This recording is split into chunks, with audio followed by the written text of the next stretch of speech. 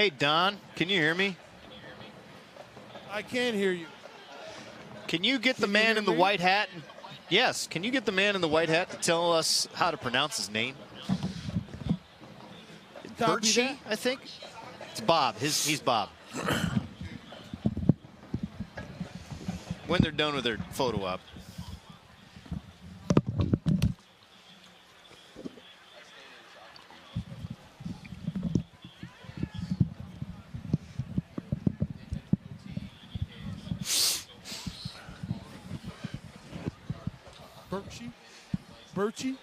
Birchie. You hear that, guys?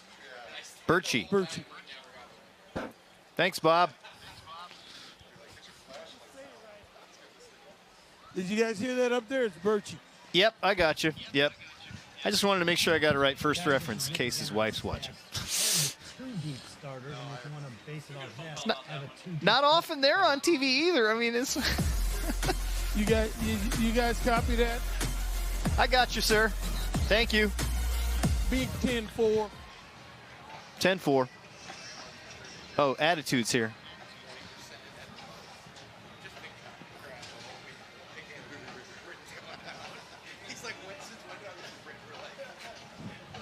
Offense for Lena. Okay, I have quarterback number 5, Hugh Stretchwell. I'm going to try and call my... Truck, I don't know if you can hear me, but the timeout coordinator cannot hear you in his headset. Running back number 4, Duncan. Number 4, Gage Duncan. Number 20, running back, Gunnar Lodell. How much time we got? 5 minutes? Running back 21, Jake Zeal. 21, Jake Zeal. Did you guys hear that in the truck? The timeout coordinator cannot hear you in his headset. Second tight end, number 23, Rowan Schultz. Number 23, Rowan Schultz is the tight end. Left tackle, number 60, Tanner Temple. Left guard, number 76, Sam Picaro. Center, 74, Odin Davin. Right guard, number 61, Jake Tippett. I don't know where it is. 62 is the right tackle, number 62, Henry Engel. I put him out last night. Hey, where are the kids? I got 2 minutes. Defense for Lena Winslow. Defensive end, 65, Mason Smith. Defensive end, 62, Henry Engel. Look where I'm at. Defensive tackle, 76, Sam Picario. Same guy's playing off. So I get to watch this today. Another defensive tackle, 61, Jake Tippett. Outside linebacker, 35, Jace Flynn. I can't see you. Middle linebacker, number 20, Gunnar Nope, Lodell. got the camera going the other way. Outside That's linebacker, 5-year-old trying to 4, FaceTime. Gage Dunker. She's usually pretty good with this. 21, Jake Zeal. Second cornerback, number 1, Nick Inden. All right, I got to go. Number 1, Nick Inden. Yeah, I got to go make sure he Safety, gets to college. Safety, number 3, Owen See y'all later. Gilbertson. And final defensive player, safety, number 5. I can't hear you. I got to go. Drew Streckwald. So a lot of 2 ways on that team. I got to go, guys. Love you. Bye. It's Central Point. I got 2. Problem is my wife's off mic. 5 and 7.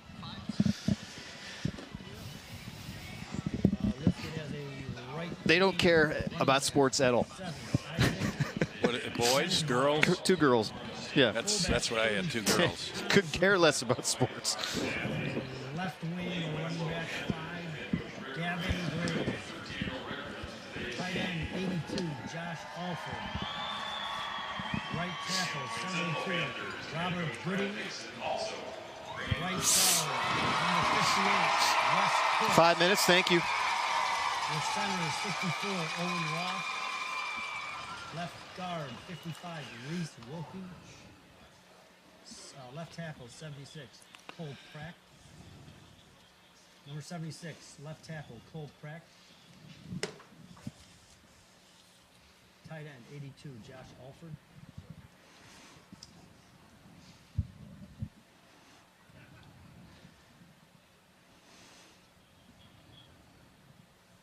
We'll start with We ask that you stand and remember our veterans and honor the men and women of the United defensive States tackle, Armed Forces 52, Caden Who won the toss?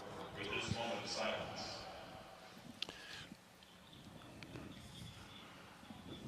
Thank you. And now please remain standing as the Lena Winslow High School band plays defensive tackle, our national number anthem. 52, Caden Niekamp. Nose tackle, 64, Owen Roth. Defensive tackle, 55, Reese Wilkie. Outside linebacker, 82, Josh Alford. Outside linebacker, 57, Darren Riggs. Inside linebacker, 7, number 7, Isaac Denenbacher. Middle linebacker, Elijah Denenbacher, number 59. Other linebacker, inside linebacker, 32, Hunter Loudard. They have 1, 2, they have 4. Yeah, that's. I'm just reading off the card. I don't know how they. Yeah. So we got 51, Elijah Denenbacher. Next linebacker, inside linebacker, 32, Hunter Loudard. Cornerback, 5, Gavin Graves. Cornerback, 23, Drew Haben. And free safety, 16, Gavin Blewett.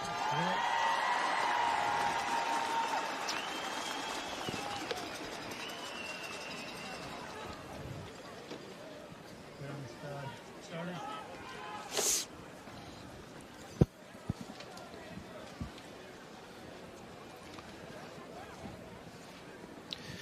All right. This will be fun.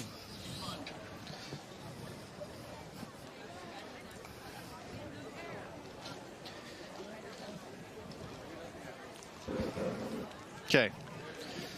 Lena gets the ball first. Good. Yep. You're going to hear me refer to him as Central a lot. Yep. Yep. It's all good. You're going to be looking up, right? Yeah. Yeah. Right.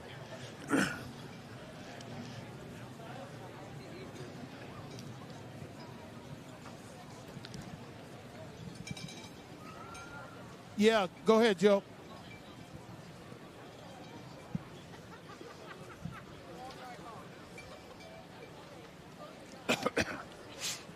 I'm sorry, can you repeat yourself?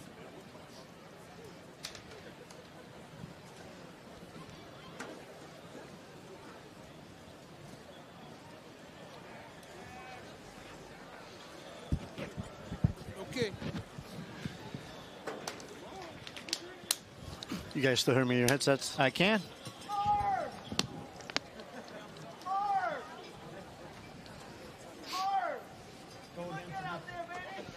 Okay.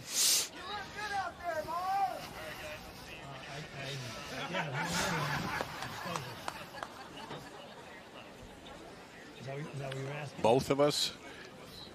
Yep. Hey, I expect 24 hours of football between today and tomorrow. Absolutely no mistakes.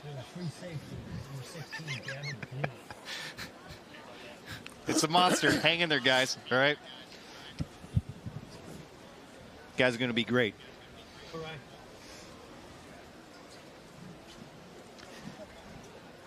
Jack, as always, we're doing it for the kids.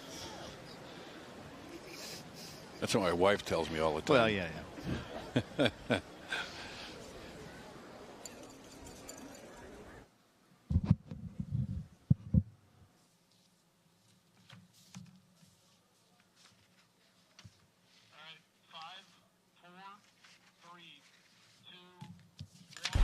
Today, it's about the grit, the guts, the glory. Everything is on the line. Teams embracing the lessons from the hard-fought season, full of heroes honoring the game. One team's journey will end in triumph, hoisting the championship trophy. Today is the IHSA Football State Championship. It is a tradition spanning more than 5 decades across Illinois. Football State Championship weekend on Thanksgiving weekend, and we're glad you're with us here as we're back at Memorial Stadium here on the campus of the University of Illinois as we get set for 8 football games, and we start with our 1A game, Lena Winslow and Camp Point Central. Hi, everyone. Welcome to the broadcast booth alongside longtime Illinois high school football coach Jack McInerney. I'm Matt Rodewald. We are excited for 8 games. Boy, here we go. This is going to be exciting. Busy day. Let's get right to it. We start with Lena Winslow and Camp Point Central. And for Lena Winslow, well, you've seen him in this game before in the Class 1A title game. What makes him so good? Well, they're a 3-headed monster. It's just so tough to defend a team that has 3. Let me repeat that. 3 running backs that have over 1,000 yards. That is so difficult to defend. The balance is unbelievable. Lena's had a great year, scores a lot of points. They hope to do that today. You take a look at the road to get to Champaign. Lots of wins by lopsided scores, but pay attention to the last 2 there. Conference foes, basically a conference tournament on the north side of the bracket, getting past Forest in this past weekend to get to Champaign, once again going through 3 straight. And with all that experience against a team who's never won a state championship before, Camp Point Central. Well, they're kind of a similarities between the two as far as offense and defense. They run no huddle, and they like to run out of the wing T, but they really only have one back that has 1,000 yards, and it kind of lets the defense be able to focus on one person. They're a good football team. This is going to be one heck of a football game. We got lineups and kickoff coming up next. The Class 1A state championship game between Lena Winslow and Camp Point Central next on the IHSA television network.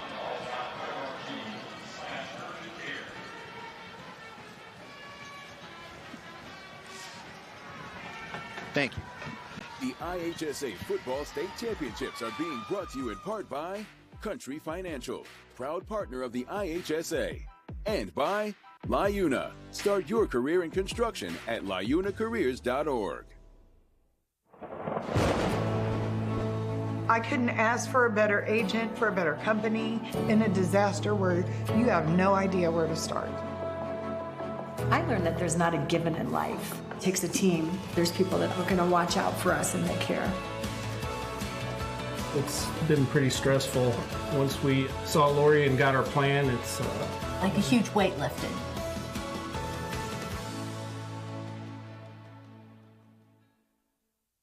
Would you look at that? I'm in the classroom again. But this time, I can apply these skills to make some money. Lots of money.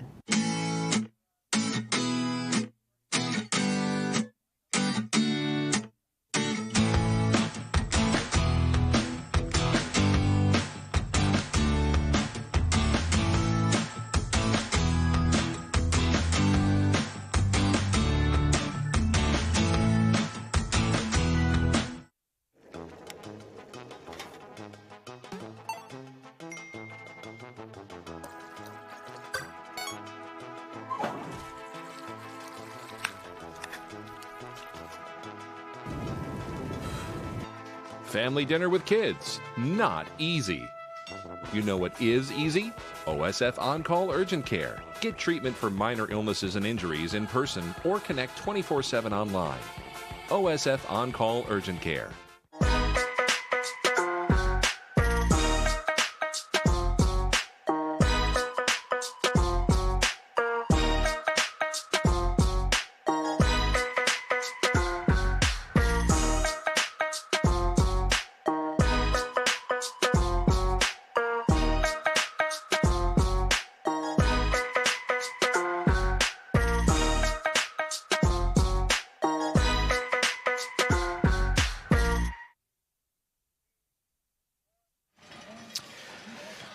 Back here at Memorial Stadium, set to go for our Class 1A state championship game. Lena Winslow and Camp Point Central. They're both the Panthers. So which Panther squad will succeed in collecting a state championship trophy? You see Brad Dixon and company as we show you the keys to the game for this one.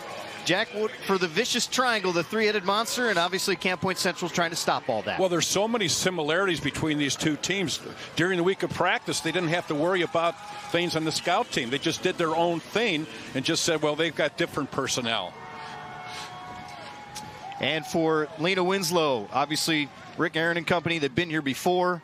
And you talk about the vicious triangle and the three-headed monster of 1,000-yard running backs. The real key of the three of them, Gunnar Lobdell, the two-way star, we'll see a lot of here for this morning. 10 a.m. kickoff. It's unusual. The IHS, the keys of the game, brought to you, of course, by ISU. Create your legacy at Illinois State University. We are underway with the short kick taken at the 20-yard line. And Lena will have it first after Camp Point won the toss and deferred to the second half. Well, starting out with good field position right off the bat. That's what you want in the state championship game. You can't ask for anything more than to start basically at midfield. Quarterback for Lena Winslow is Drew Steckwald. He is a 5'9" senior, number 5 right there. He will be pretty much the conductor of this offense more than anything else. Not going to run it a lot. He can. Misdirection and quick hits. Fumble on the first snap. He has to fall on it. Gage Dunker, a little miscommunication there as you see number 4 in the backfield. And second down. Now that is nothing but nerves, because usually during the year that never happens, and that's just right there, championship game and nerves. Want to get off to a good start, and just mishandled on the exchange there. And so take a deep breath. It's kind of good to get that out of the way when you fumble and land on it and just say, all right, well, now we know. That's the big thing. But right now with these two teams, first down is so crucial with both of these teams. Toss to the outside. That's Jake Zeal picking up about 4 or 5 yards, getting closer to midfield. We'll see a lot of kids you will hear at the 1A level, and as we get deeper, you won't hear nearly as many, but a lot of 2A stars, guys you'll hear on the field on both ends of the ball. Well, that's what's great about 1A and 2A and actually 3A football. These kids are just great athletes. They're really well conditioned. I mean, this is football going back many years when people played both ways. And then all of a sudden we got into platoon football. These are kids that are just finely conditioned athletes. Inverted wishbone. Hand off to Lobdell. He's going to be short of the first down. So in the semifinal game, Jack, against Forreston, they went 3 and out in their opening drive to the Cardinals. They go 3 and out here to start the state championship game. Well, this is exactly what Central wanted, was to get them in a situation where they were able to stop them. And that first down play was the one that did it with the fumble. But right here is a play we're going to see most of the day. It'll be more effective when it's on first down rather than third down. Their position, their field position is pretty good, so maybe that's premature. On 4th down and 4, right near midfield, it certainly looks like the Panthers are going to go for it against this Camp Point Central defense. 4th down and a long 3. Up ahead to the marker, but short by about a yard. Camp Point Central is going to take over after Gage Dunker stopped short. The All-Stater couldn't get to the first down marker, and the Central Panthers will have it. That's an interesting play right there, because, you know, it looks like the toss to go to the outside, and it almost looked like that might have been a problem with the toss. All the running backs went to the wide side. I think it might have been a miscommunication there. It looked like the left side of the line was doing one thing, the right side doing another. So Camp Point Central will take over. Here come the Central Panthers. Fake the give, get to the outside. You're going to see a lot of Isaac Genenbacher, the All-State first-teamer, 6'3", senior, almost a 1,000-yard rusher. Well, Matt, what you're going to see in a game like this is first down is crucial for both teams. They need to get 4 yards, 3 or 4 yards. They don't throw the ball. That's why first down is so crucial. That's a big play right there for Central. Nick Moore, the quarterback. Push to the right side. Look at that defense. That's Gage Dunker coming in there and stopping that. Correction, Jake Zeal in on the stop.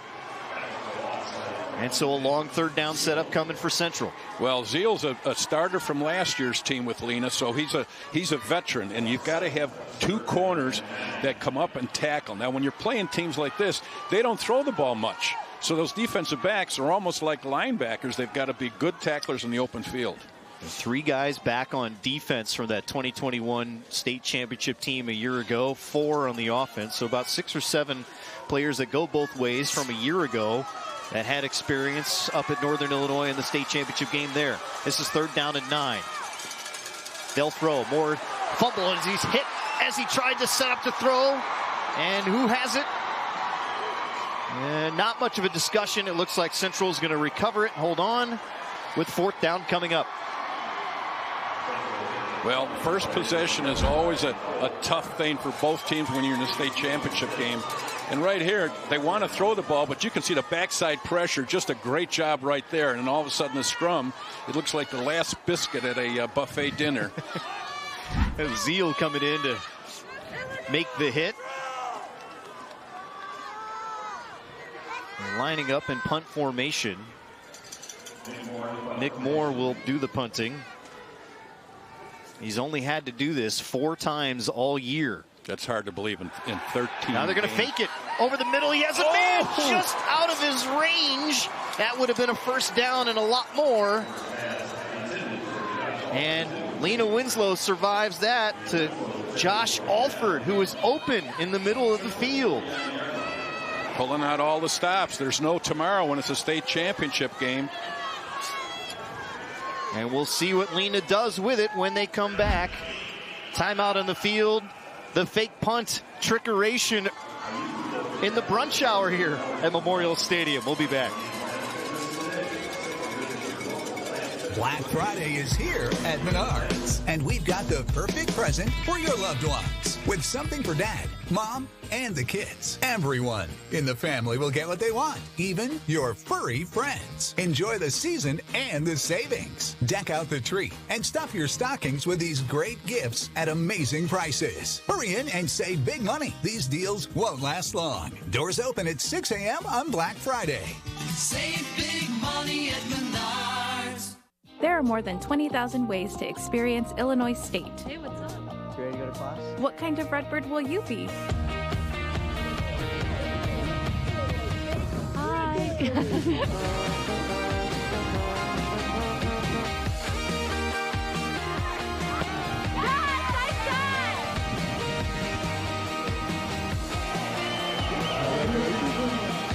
Create your legacy at Illinois State University. The IHSA Football State Championships are being brought to you in part by Menards. Save big money on all your home improvement needs. And by ISU. Create your legacy at Illinois State University.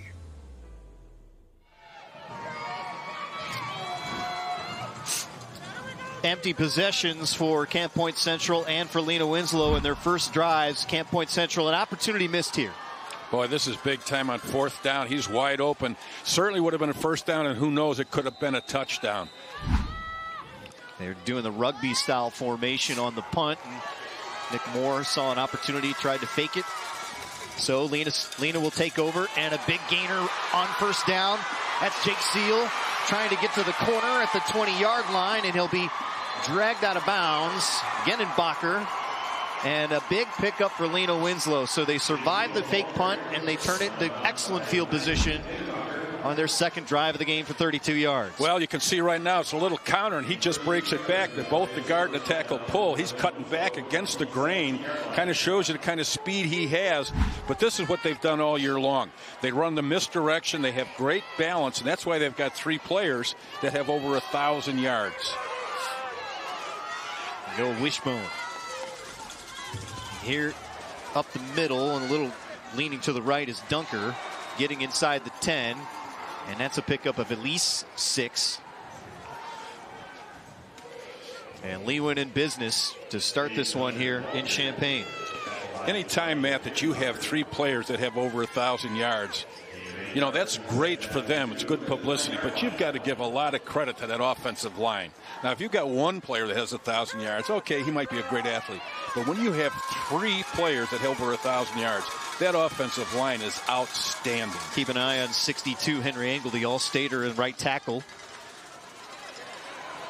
Hand to the right, that's Lobdell. Gunnar Lobdell, the Orangeville transfer who grew up in Lena, then went to Orangeville, and then transferred back after a season a year ago playing 8-man football. Rick Aaron kind of giving him a hard time, said, hey, sometimes when you block, that guy wasn't there in 8-man. You might see him in 11-man football. And you can bet his teammates give him a lot of comments about all of that. It's funny, Gage and Gunnar, they were playing basketball against each other in a varsity game. And Gage brought up at the free throw line, hey, you want to come back? And That's how it started. Dunker trying to push to the goal line, and he's stuffed right at the 1. And this will be 2nd down and goal coming up. Dunker, of course, those two back and forth. Lobdell about 1,500 yards. Dunker a little more than 1,300. Dunker with a big game against Forreston in that semifinal, 200 yards and change. Good shot there of the center, number 74, Odin Staben now. So Lewin knocking on the door. Right side, that's Lobdell, stuffed at the 1 again. And that brings up 3rd down. Maybe he might have lost a yard. This is a situation here where whoever scores, you give the lineman, give them 3 points and give the back 3 points, because you've got to watch the offensive line now. What is the surge? If you see a surge that goes more than a yard, it's going to be a touchdown. They've got to get off the ball and drive that defensive front back into the end zone. This is the 6th play of the drive that started around midfield after the missed fake punt. Steckwald gives Dunker, end zone, touchdown, Lena Winslow. And they break through first. Gage Dunker with his 26th touchdown of the year. And Lena Winslow is on the board. Good job there by the offensive line. Now, this is not a small offensive line, Matt. They average 232 pounds. Now, for a 1A program, that's an awful big offensive line. And, of course, that's attributed to the weight room in the wintertime, but just outstanding coaching also. They'll go for 2, as is customary at this level. Steckwald under center. He will send Zeal in motion, the pitch, and he will get inside a blocker, and the conversion is good. So they stretch the edge a bit. That's the kind of speed. In most cases, you think that they're going to go inside the tackles, but that gives you an idea of the speed they have to the outside. 8-0. Lena Winslow strikes first. The Panthers on the board here in Champaign. Behind every Delta Dental of Illinois dental plan, you'll find members happy to know they can trust the tooth. To help them save money on dental care, find a dental plan that fits you. Get affordable coverage today.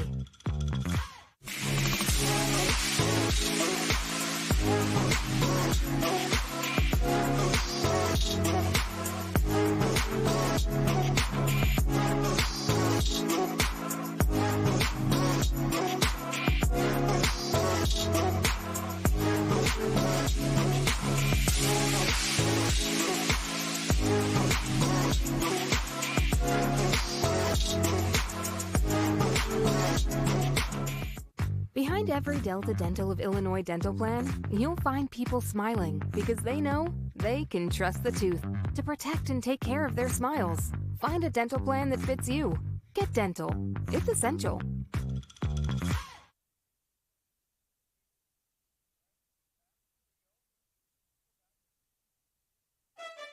Camp Point Central. Central is about 4 miles northeast of the town of Camp Point. Looking for a bigger city. It's near Quincy, about half an hour from Quincy. And so it's a couple-hour drive across the state. Lena Winslow, they are up near the Rockford area in Stevenson County. It's a nice long trip down I-39 for them, but about 15 minutes northwest of Freeport. That's where they actually played. They played in Freeport this past weekend because their field's not in great shape. So a chance to play in Freeport on the turf field. A little experience to help them here in Champaign. That's kind of an interesting story right there in itself, where you can't even practice on your own field before the state championship game. Onside kick did not work. And we expect to see some onside kick opportunities here. That was more of a line drive trying to go right at a player. And Jack, that looked like something they saw in film, the way they executed this. Well, it definitely is. And, you know, they're watching enough film. But both of these teams have a lot of faith in their defense because they've all been starting at midfield. If you have the onside kick, line drive kicked at you, they didn't like something you're doing. That's for sure. That's what it screams to me. First play of the drive, stuffed immediately. Of course, that's Ross Riley, the 6-foot junior. More than 700 yards in the ground this year. Again, with Lena Winslow, and we've talked about this a lot in terms of this level, the Northwest Upstate Illini Conference, it really does test you. It really prepares you to get to this level. Well, there's so many of those teams that have been down here before. It's like playoff football throughout your regular season games. Basically a conference tournament in the northern half of the quarterfinal round on just to get here. Riley again. That's going to be a pickup, maybe 1 or 2. See Dunker in on the stop. Of course, Nick Moore, the quarterback for Camp Point Central. Thrown for 500 yards. These are situations that they really do not want to be in. That's why first down's so crucial. 46 pass attempts. It's kind of a high number at 1A. End around. Can he turn the corner? Gennebacher near the sticks. Got to about a yard shy of the first down. Good mark. And I think they spotted it really well. You're right. So it's going to be 4th down and 1 coming up. Now this is a pass for them getting out on the edge. Because of the formations, they don't split anybody out, so the sweep keeps the defense in tight, and they hope to outrun them on the edges. 4th and 1. They will go for it.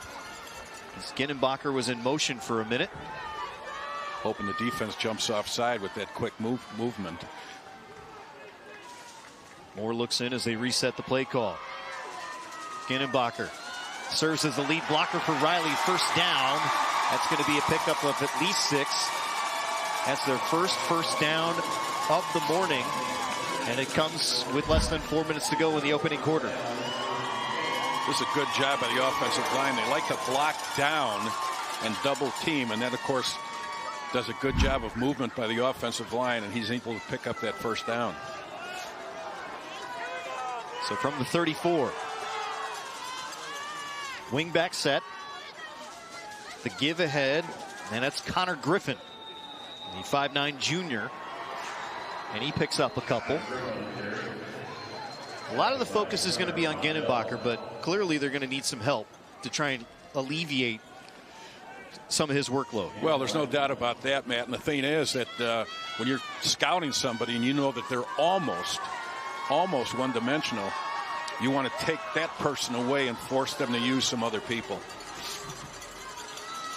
We have not had any yards picked up on the pass until now. Moore with a chance for it, but that one's just out of the range. It's like pass is intended for Carter Eiler.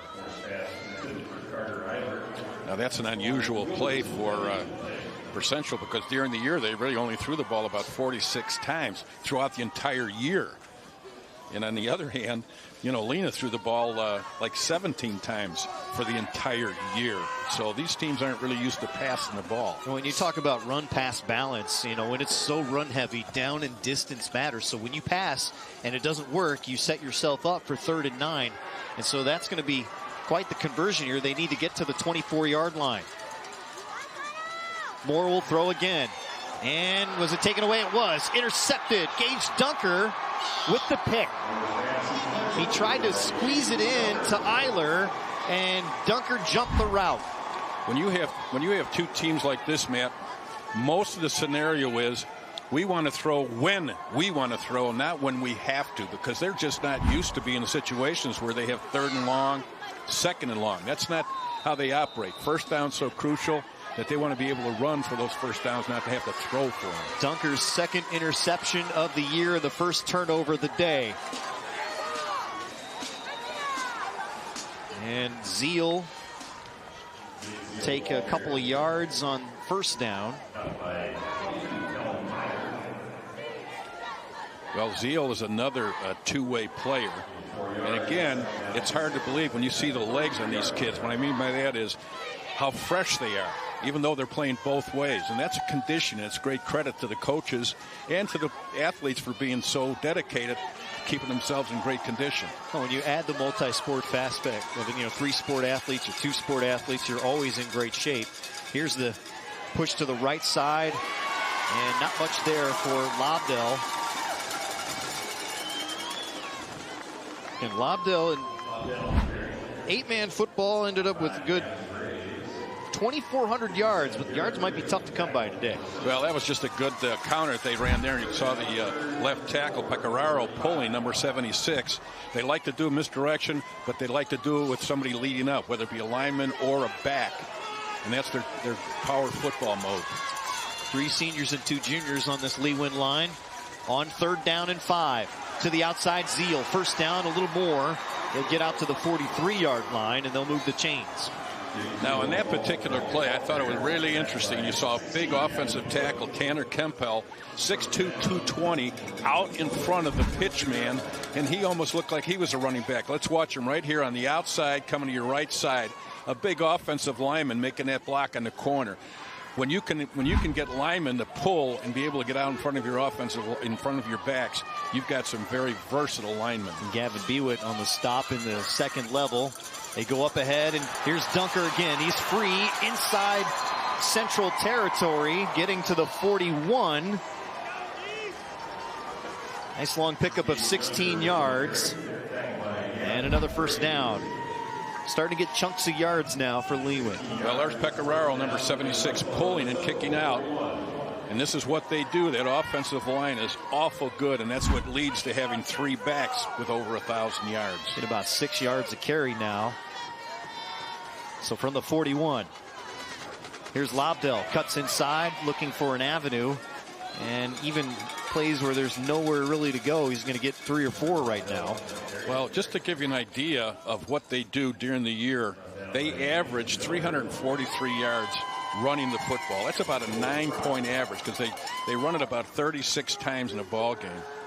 And their overall average for total offense in the game is 367 yards and 37 plays, which comes to about 9.9 yards per play. And that's an awful good offense. That will be the end of our first quarter. Lewin gets rolling with a touchdown and looking for more as we start our second quarter. When we come back, Drew Streckwald is orchestrating quite the offensive performance so far. Just getting started. Lewin with an 8-0 lead here in Champaign after quarter number 1 in our Class 1A state championship game.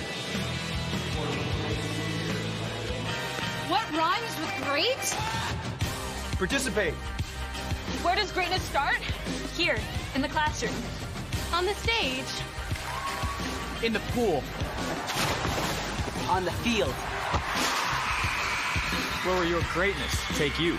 To better grades. To more friends. Yeah! Be great. Participate!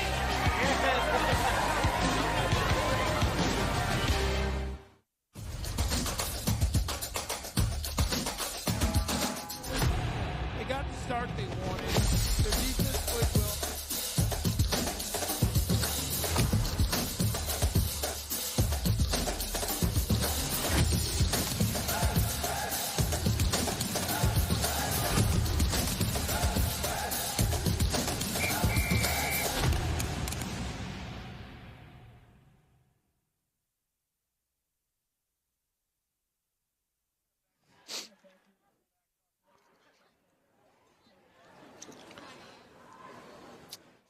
Here in Champaign.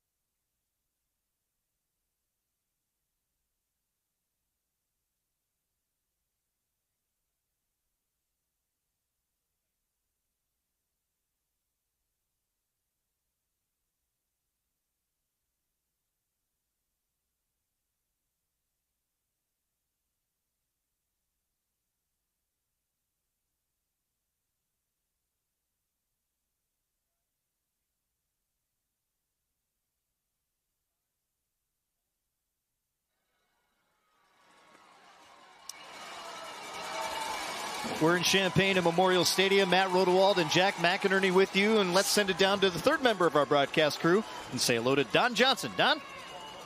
Hey, you know, I think Crown Point and Brad Dixon got the start they wanted on a short field. Their defense held up. They were able to get going. They had the opportunity to convert on 4th down, but they couldn't do it. We saw some ball handling issues out of Lena Winslow. That's exactly the start you would want if you were Brad Dixon. But now they're just going to have to settle down and try to execute here as the game goes on to get those opportunities to count, especially on 4th down tries. Let's send it back upstairs. All right, Don, thank you. And we talked about that fake punt, how much momentum would change as a result of that. We will see. Here's Lobdell, the first play of our second quarter, trying to stay in bounds, stepped out, pick up about 2 or 3, but it's been all Lewin on offense. Well, that first quarter, it certainly was. They had 92 yards of offense, which was about 6 yards a carry, and that's what they want to have, obviously, when you're a run team. On the other side of the coin, Camp Central, they had 14 plays, but they only averaged a little over a yard. And that's not something you can do in a championship game and come away with a trophy. So look at Rick Aaron, who's been there before, doing exactly what he wants. The 3rd down, which has been okay for Lewin so far. Counter this time. They go to Zeal, or rather Dunker, who gets the first down and a lot more. Boy, they've been slipping to that second level and just wearing down the Panthers on the other side. Well, misdirection is going to do that. And what happens, you can see it right here, the misdirection of the jet sweep. And they come back with a little counter. And those linemen pulling out in front are some big boys to try and take on when you're trying to make a tackle. They do it very effectively. Dunker gets 11 yards on that. And they're inside the 25. 5 first downs now for Lena.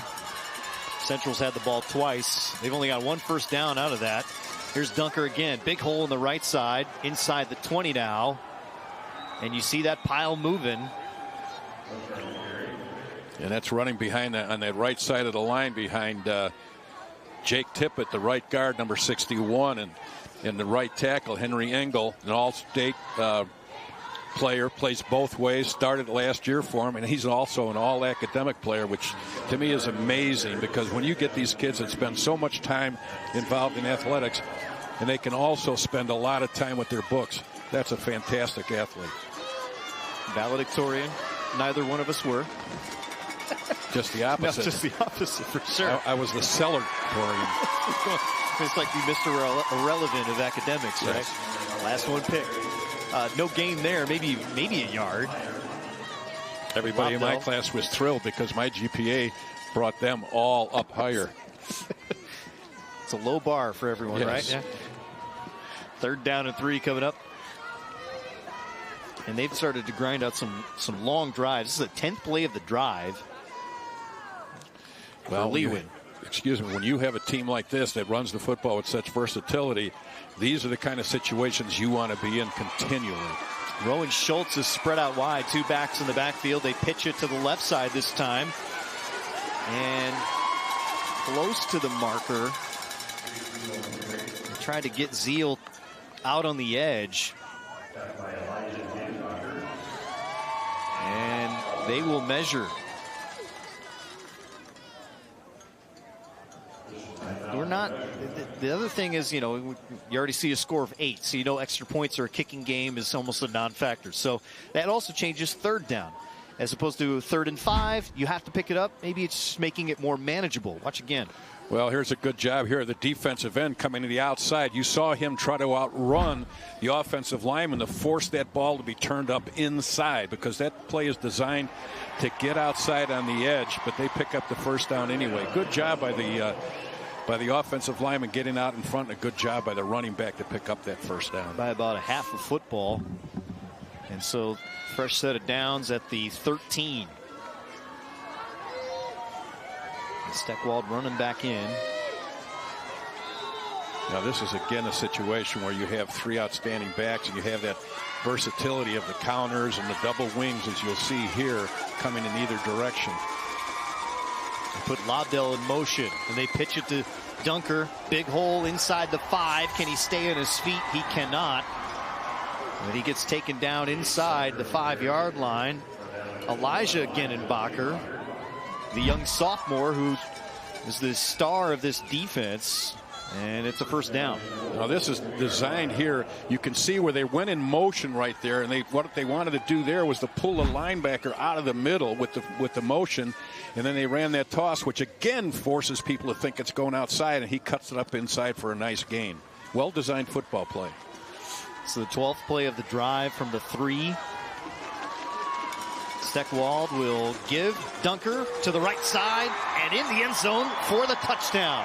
Panthers on the board again. And Lena Winslow in charge and in control here in Champaign. And power football at its finest right there. Give some credit to that offensive line of Kemple, Pecoraro, Stabenow, Tippett, and Engel. On that drive, they controlled the line of scrimmage all the way down the field. And that's what resulted in the touchdown. You can see the down blocking right here and a good job right there of Dunker getting to the end zone. That's the offensive line that contributed. Steckwald will throw for the conversion and an open man in the end zone.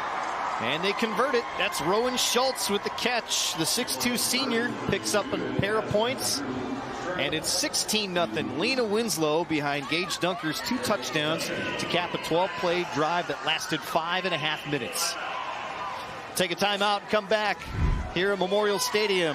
Lewin trying to go for 3 in a row and looking good so far. They do throw it in Class 1A. Timeout on the field.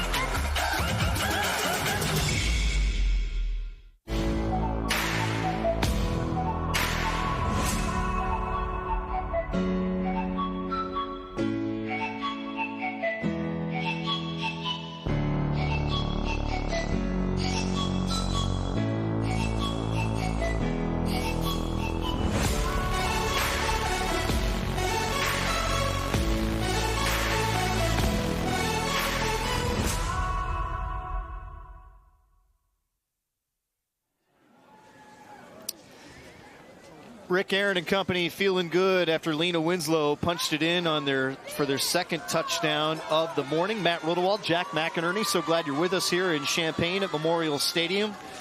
Thanksgiving weekend, Gage Dunker feeling good. 2 touchdowns now on the day and 27 on the year, with Lena Winslow completing a pass for the conversion. And Lena Winslow had firm control of this one. There's no doubt about that. They had possession for 10 minutes as opposed to the possession of 4 minutes for Camp Point. They ran 22 plays. Lena ran 22 plays and only 11 for Camp Point. So that kind of gives you an idea of the dominance thus far. Not necessarily dominance on the scoreboard, but certainly dominance on the playing field thus far. This is the first of 4 today, and here's the rest of the lineup for this afternoon and evening. Tri-Valley and St. Teresa separated by about 45 minutes. They'll be in our 2A game coming up here at about 1 o'clock. IC Catholic going for another one. The Williamsville Bullets getting back here. And the 4A game, which should be a dandy, between Providence and Sacred Heart Griffin, the final game of legendary head coach Ken Leonard's career as he tries to go for another state championship and cap off a perfect 14-0 year. He had to put an addition on his home to fill off the trophies that he got. He put all those. Yeah. Winningest coach in Illinois high school football history. He built a shed in the back or like a man cave? Probably. First play of the drive for Camp Point Central. What do the Panthers have to do for Central to obviously controlling the clock and staying on the field is really important right now? Well, they need to move the ball. Right now, the line of scrimmage is not being controlled by Camp Point. It's being controlled by Lena. And that's so very important when you have 2 teams that run the football. The line of scrimmage is the key, and the offensive lineman. Isaac Genenbacher has not gotten going just yet, and stuffed on the second attempt there. That's going to bring up another long 3rd down. And that was a perfect example, Matt, of the line of scrimmage. There was no movement whatsoever by Camp Point as far as surging against the defensive front of Lena. That's Drew Pavin on the carry. They have not converted a third down just yet. See if they can do that here. End around the cutback. There's a gain to get to the sticks, and Pavin got close. Good and mark. It looks like he got it. Yep. He did get it. So the junior converts on the sweep. Well, sometimes this is all they need. You can see they get a lot of linemen, the guard pulling out in the tackle, and that's a big tackle. He's having trouble keeping up with the running back, but they need a first down to be at midfield. Sometimes that's the difference, just to get a first down and be at midfield, have good field position. Right now, this first down is crucial. Gennebacher in the jet sweep. Cuts inside about 3 yards. And you see Henry Engel coming in, flying for the stop. But see, that's okay. 3 or 4 yards is fine. Not for a very explosive team that throws the ball all over the place, but for a running team, that's exactly what they want on first down, to be able to get that. Second and about 7. Up back give, and that's Pavin again. And nowhere to go, maybe a loss of a yard. Jace Flynn in on the stop, the 6-foot senior. Well, that was the second man through, kind of a belly series where they faked to the fullback initially to bring the linebackers down inside and give it to the second back off tackle. But the defensive front and the outside linebackers were not fooled one bit on that particular play. Nice job by Jace Flynn right there, number 35, the outside linebacker.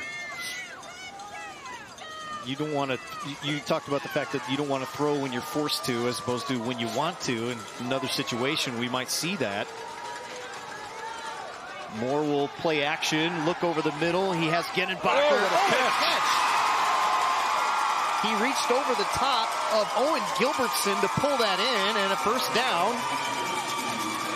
And that's going to move it down the field. And if you can start stretching the field a little bit there. This is just an outstanding catch, and he's going to come back and tell the coach, look, I can catch the ball. Let's start throwing it a little more. But that was a big first down right there, moving the chains. Gunnar Lobdell, you see 20 right there. He got tangled up with an official. And that is the biggest pickup of the game for them. And a timeout on the field. And what that does, Matt, it makes the defensive secondary play a little looser and say they can throw the ball once in a while. Lena Winslow called that timeout. We'll take a timeout as well. We'll come back. Lena Winslow, a 2-touchdown lead, but signs of life from the Central offense. They're driving. We'll find out if they can punch it in when we come back. What rhymes with great? Participate. Where does greatness start? Here, in the classroom. On the stage. In the pool. On the field. Where will your greatness take you? To better grades. To more friends. Yeah! Be great. Participate.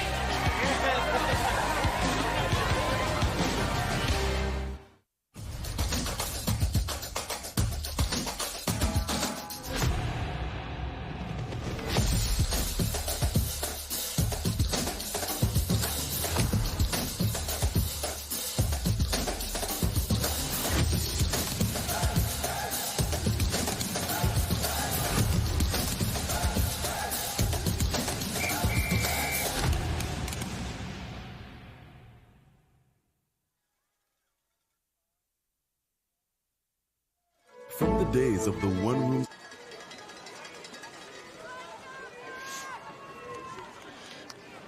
Back in Champaign with Camp Point Central driving. Casey Ray, the offensive coordinator, dialing up a big offensive play, a stretch of the field, an actual pass. It's their 10th completed pass in 14 games this season. They go back to the ground on first down, and it's Connor Griffin.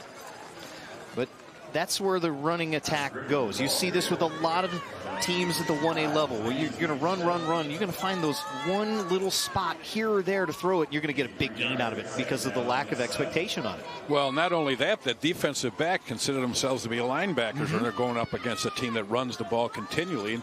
And they start creeping further and further and closer to the line of scrimmage. And all of a sudden play action comes up. They step up a little bit and the receiver runs right by him, and it's a big play or a touchdown. This is the 8th play of the drive. The spin out to the right. Payton Gets to the 26, a wave of tacklers, and they'll finally blow the whistle. Jace Flynn, Gunnar Lobdell in on the stop. Good job of pursuit right there by the defense of Lena. Very well disciplined defense. They flow to the ball, but backside doesn't overflow or over pursue. That's when you get these counters coming back for big plays. So 3rd down and 2. Moore under center. And a first down pickup for Ross Riley as he gets to the 20-yard line. And a nice job by the offensive line to create some space there on the right. Well, that's exactly what you want. A good job by the center, Owen Roth, the right guard, Wes Crooks, and the right tackle, Robert Gooding. Once they start getting a little confidence, it's not only confidence of the quarterback and the running backs, but the offensive line has got to get confidence in themselves that they can move these guys, and that's exactly what they did. Blocking down, double teaming, that's what you need to do. This offensive line is bigger than the D-line. Moore's going to keep it himself, but that doesn't go anywhere. And it was Zeal flying up for the stop. But this offensive line comes in at 6'1", 229 on average, about 10 pounds heavier than what Lena Winslow is going to put up with their defensive front. Well, their defensive front is only 218, but you know, you were looking at 1A teams and you're thinking, how can they be that big? Well, times have changed. Everybody's got weight rooms now. Everyone has a weight program and conditioning, track, getting kids out for track and wrestling, and especially 1A and 2A. These kids are multi-athletes, which is fantastic in my mind, that they're enjoying their high school education and being involved in more sports than just one. It's 11th play of the drive. Cut inside. That's Graves. And he gets to maybe the 16. But you talked about the weight room aspect of it. What's interesting is, you know, Brad Dixon's the head track coach at Camp Point Central. And he talked about the fact that, you know, earlier in the week when we had a discussion with him about, well, he's a meathead guy when it's talking to offensive line, defensive line. Then he started coaching track, and then you get the feeling of, you know, speed, the importance of being fast and fresh. You know, there's starting kind of a shift, and these linemen are doing, you know, time sprints and everything else. And, you know, there's more of the attention to that. You know, especially at the small school level. Well, nutrition plays a big part in that also, besides the conditioning. Nick Moore had to turn the other way. It's Genenbacher out to the right, and he'll pick up a couple, but that's going to bring up 4th down here. If I'm a running coach, I don't really want to have a play-action pass that only results in a 2-yard gain. I need to have a big play out of a play-action pass when you're a run team. When you're averaging over 350 yards in the run game, and you're averaging probably about 20 yards in the pass game, it's got to be a big play. It's a 6-minute drive, but they need to get to the 9 in order to keep it going. And they'll do the waggle motion, then reset. Nick Moore walks away. And they're going to call a timeout as the play clock was running down. And they'll have a deeper discussion about what they want to do here on 4th down and 4 with about 2.5 minutes to go before the break. Camp Point Central really needs to convert this to make sure that they're still in it here heading into the second half. Well, that was really good mental discipline on the part of Lena, because a lot of times when you're talking about 4th and less than 5, they'll make all kinds of gestures, not only vocally but physically, to get the defensive team to jump offside so they can pick up an easy first down without running a play.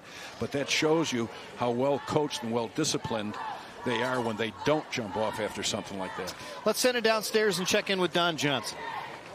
Yeah, you guys were talking earlier about the shift in going to more track, as the coach has really started to emphasize getting away from lifting and getting his linemen out there, putting the timing watches on them, timing their speed, looking for quickness. You know, that's one of the things that the coach is trying to emphasize now, whereas, you know, to get his team a little bit quicker, a little bit better on the perimeter. And I like to see them run the ball a little bit more on the perimeter as we go along, because they've had their most successful plays instead of running straight at Lena Winslow. Let's send it back upstairs. All right, Don, and with 12 plays on this drive, 6 different players have touched it, but this is going to be the biggest play of the game for Central's offense. Moore under center. He'll pitch it out to the right. Genenbacher trying to cut inside. Tripped up, though, and stopped And that was a big stop by Jake Zeal flying up.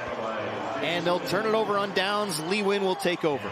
Well, they actually had a 12th defender there along with Zeal coming up. They had that sideline. They tossed it into the short side of the field right here. But you can see an excellent job of fighting off the blocker and keeping his outside shoulder free and forcing it turned in. Watch number 21 come up right here, turn it up inside. And you want to turn it up inside to your linebackers who are flowing to the football. Excellent defense right there. That was a 7-minute drive that results in an empty possession. Lena Winslow with Lobdell trying to get to the outside. And this is going to come back.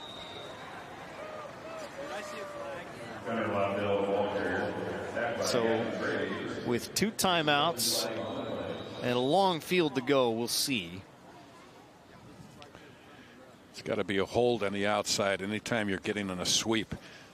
That end or that tackle, if their defender tries to slide outside, they have a tendency to grab them, and that could be what the call is right here.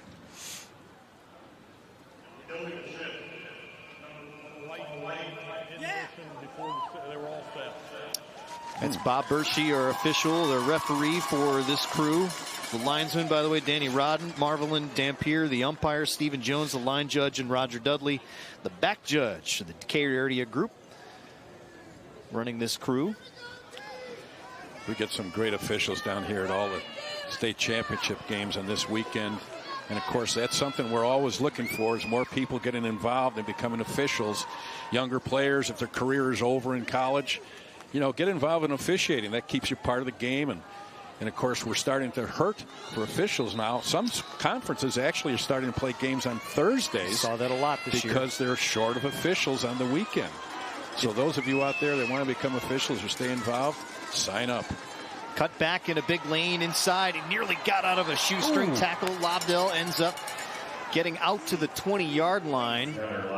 After 1st and 15 on that one, he gets 13 of it back. You can see how a good job right there by Jake Tipper, number 61, pulling and getting out in front of him. That's what they do very successfully. The lineman pull creates the power football. They get a lead back up in there. Dunker on that kickout block as well. That one's going to be stuffed out, though, with Lobdell. That's going to bring up 3rd down.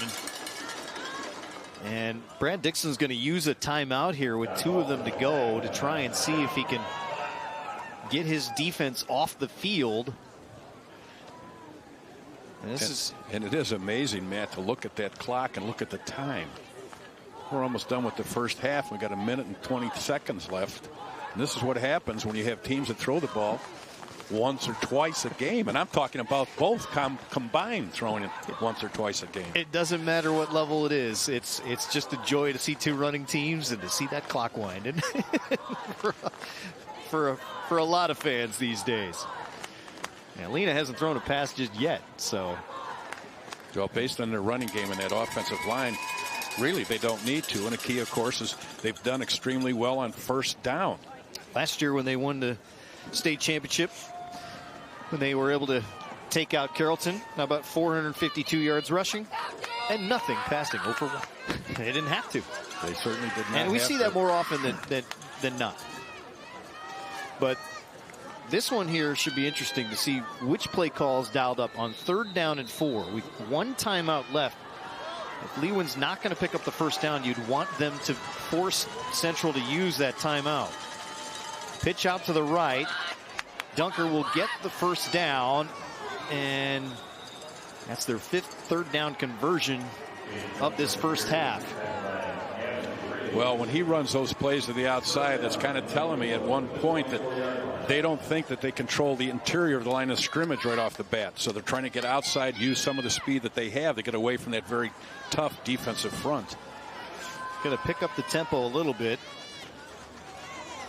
And off to the left, not much. As you saw, Hunter Louderback with the stop. Zeal on the carry. We're under a minute now. At this point with field position, they'll be satisfied to just run the clock out.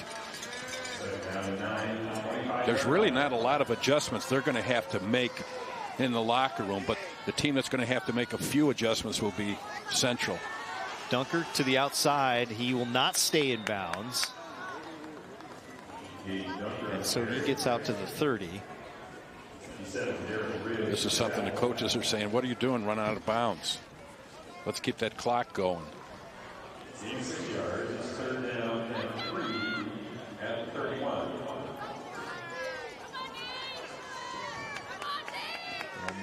Marked at the 31-yard line. So again, back to the same scenario, but not nearly as much time. You know, it's interesting, Matt. You look at the jerseys. You look at the back of the jerseys of Lena.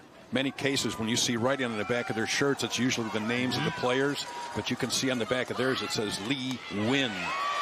That's just kind of interesting. That's stuffed right at the 31. It's going to allow Brad Dixon to use that last timeout and force Lee Win to punt deep in their own end with 29 seconds left in the first half.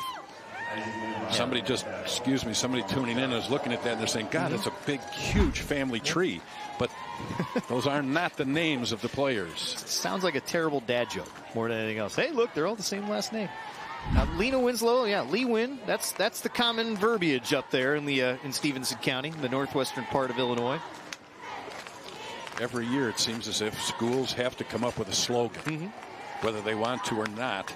Now, I don't remember that they had that on their jerseys last year, but they do have it on their jerseys this year. And I think it's kind of interesting. Well, we're used to seeing them at this level, having won several state championships, of course, trying to get their third straight state title. This would be title number 6 if this holds on. 2010, 2013 right here in Champaign. 2000, or rather that was at Northern Illinois, I apologize. 17, 19, and 21. Of course, the COVID year, no title game, but still for 3 straight full seasons. This would have been the first time anyone's done that since 1998 through 2000. Carthage was the last team to do a three-peat. Of course, 2 of the winningest coaches in Western Illinois is Jim Unruh, the Carthage old coach, and Brad Dixon you're seeing here on this field today. And Brad was in this game in 2018. Came in second. So Lobdell will punt. This is his 10th punt of the year. He only punted 1 time last week, but it was for 54 yards. They could use another one like that right now. No one back to return it. And it will take a nice friendly bounce for Camp Point Central to the 37. That's a 32-yard punt. But with 20 seconds to go and no timeouts, you got to make sure you don't make any mistakes. Well, I don't think that all they're going to do is take the snap and either take a knee or the quarterback sneak or give it to the fullback. Won't be anything fancy, I can guarantee you that. Kind of an interesting first half with 2 run teams, but certainly dominated by the team Lena, who has the versatility of 3 backs. They can run the misdirection so very effectively as they have done in that first half. And the linemen pulling out in front and just doing a great job of getting downfield. Both teams have given each other pretty good field position, though. Central will get the ball coming out of the half, which is a big key for them. Another reason why if you could get something going here, that will be close to a first down, but not enough, and that might be how we end our first half. They're trying to hustle to the line. They did stop the clock. They're going to move the chains, so that will stop the clock and allow them to either spike it or run a quick play. Clock is winding. End around. Nowhere for Gavin Graves to go. And that is it for half number 1. Lena Winslow, a couple of long drives. Took them a while to get going, but their offense is humming along. And the Panthers are in prime position for their 6th state championship in school history and their 3rd in a row. Camp Point Central will head to the locker room and regroup, trying to figure out what other ways they can poke holes in this defense. Well, Matt, if you said to me, Jack, okay, give me an MVP right now for that first half, it wouldn't have been the running backs. I would have given you 5 guys, which is the offensive line of Lena. That would have been my MVP. They controlled the line of scrimmage. And in many cases, people don't even see that because they're looking at the numbers and they're looking at kids running into the end zones. The offensive line so far have dominated this game. Let's go downstairs to Don Johnson. down on the field with Lena Winslow, head coach Rick Aaron, 16-0. Some difficulties in the first series. We talked about getting off to a good start and how critical that is. Let's talk about it. What did you say to the kids after you started a little shaky in offense? Yeah, we did. You know, a little nerves, I think, there. We had a bad snap, or a bad exchange anyway, that first play of the game. It was a mess. That first series was, and we settled in a little bit after that. But we're still, I think, getting beat up front. So we got a big stop against you on 4th down. What did you say to the kids when they came back to the sideline about resetting themselves? Yeah, just we got to win the line of scrimmage. Right now they're beating us up front. I think for the most part we're lucky to be up 16-0, but I think we're getting beat at the line of scrimmage right now. How big was Jake Zeal's run to get your engine started offensively? That was good. Jake's had a lot of big runs for us this year like that, and then he did jumpstart us good. Okay, you're on the way. I know you don't want to say it. You're on the way towards the three-peat. You got one more half to go. Good luck, Coach. Go in and talk to your team, and we'll look forward to seeing you in the second half. Thank you. A lot of football to be played, though, so we'll take care of business here. All right, let's send it back upstairs to Matt. All right, Don, thank you very much. 2 for 2 in the red zone behind Gage Dunker's 2 touchdowns for Lena Winslow. The Panthers with a 16-0 lead at the break in our Class 1A state championship game. We'll be back to Champaign in a moment. From the days of the one-room schoolhouse, public schools have always been the heart of our community. It's where our students learn and are inspired to dream big, where we cheer on our teams under Friday night lights, and where parents, teachers, students, and loved ones come together as one. Now, more than ever, our public schools unite us. This message is brought to you by the Illinois Education Association, IEA, because we are stronger united. For extraordinary moments in life, you should never have to settle for ordinary healthcare coverage. That's why at Blue Cross and Blue Shield of Illinois, we put the extra in our plans. Extra me time to catch up on your faves, with telehealth visits included. Extra peace of mind, knowing a nurse line is here 24/7 for those unexpected moments.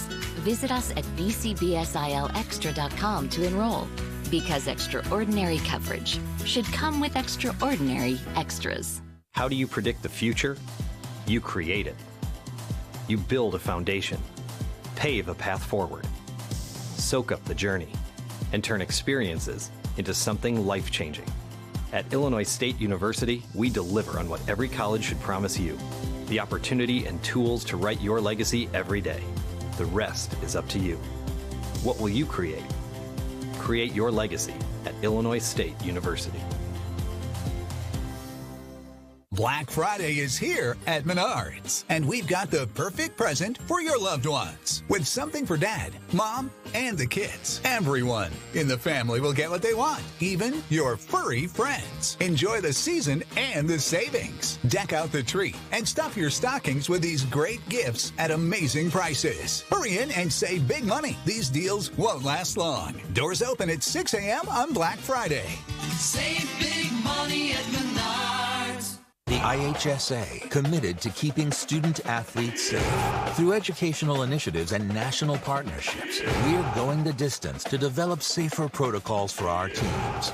Plus, we continue to improve scheduling and conditioning to reduce injuries from preseason through each state championship. 31 sports, 350,000 student athletes, and one goal: player safety. The IHSA, the future plays here.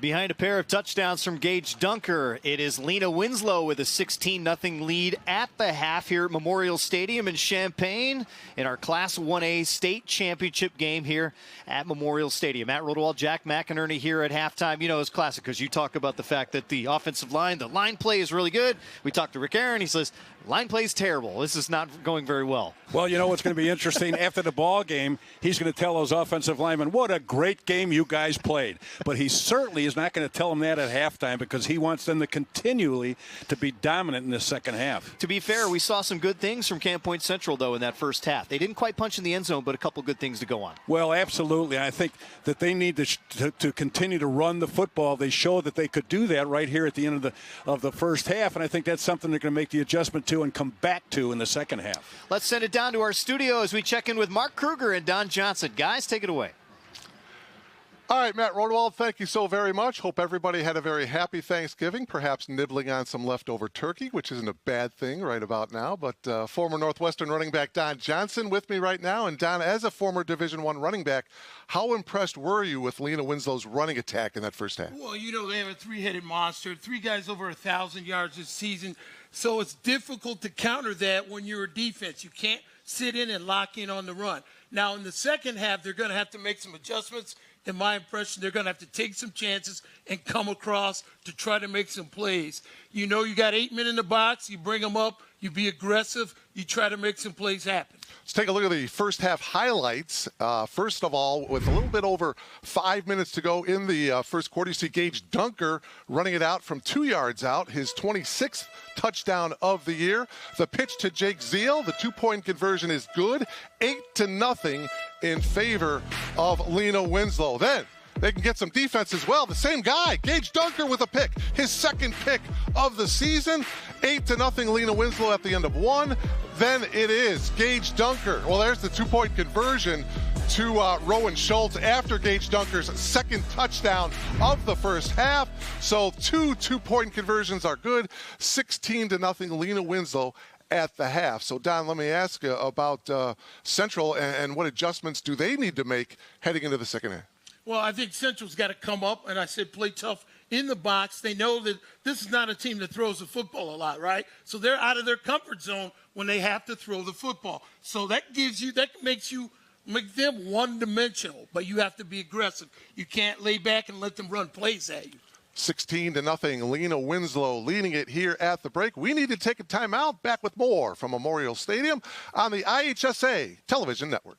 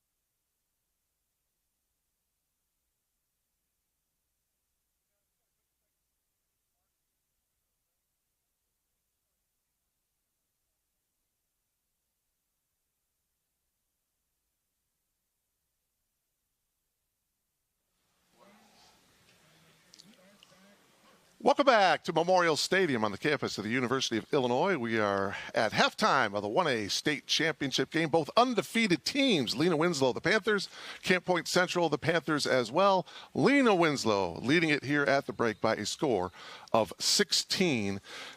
Time now for the first half stats brought to you by LiUNA. Start your career in construction today at LiUNAcareers.org. As you take a look at the first half numbers, of course, dominated by the Panthers in the running game, 154 yards of rushing yards in that first half. We'll take a timeout and come back for second half action here from Memorial Stadium on the IHSA Television Network. Want a great career? Join the Carpenters Union and be part of the next generation building our communities. With the Carpenters Union Career Connections program, high school students get a head start on the industry's leading curriculum. Learn the latest in construction technology and the many skilled crafts the Carpenters Union represents. Plus, earn as you learn. Receive a nice paycheck, health insurance benefits, and best of all, no college debt. Ask your school district to participate in the Career Connections program and get started on your future. From the days of the one-room schoolhouse, public schools have always been the heart of our community. It's where our students learn and are inspired to dream big, where we cheer on our teams under Friday night lights, and where parents, teachers, students, and loved ones come together as one. Now, more than ever, our public schools unite us. This message is brought to you by the Illinois Education Association, IEA, because we are stronger united. Black Friday is here at Menards, and we've got the perfect present for your loved ones. With something for Dad, Mom, and the kids. Everyone in the family will get what they want, even your furry friends. Enjoy the season and the savings. Deck out the tree and stuff your stockings with these great gifts at amazing prices. Hurry in and save big money. These deals won't last long. Doors open at 6 a.m. on Black Friday. Save big money at Menards. There are more than 20,000 ways to experience Illinois State. Hey, what's up? You ready to go to class? What kind of Redbird will you be? Hi.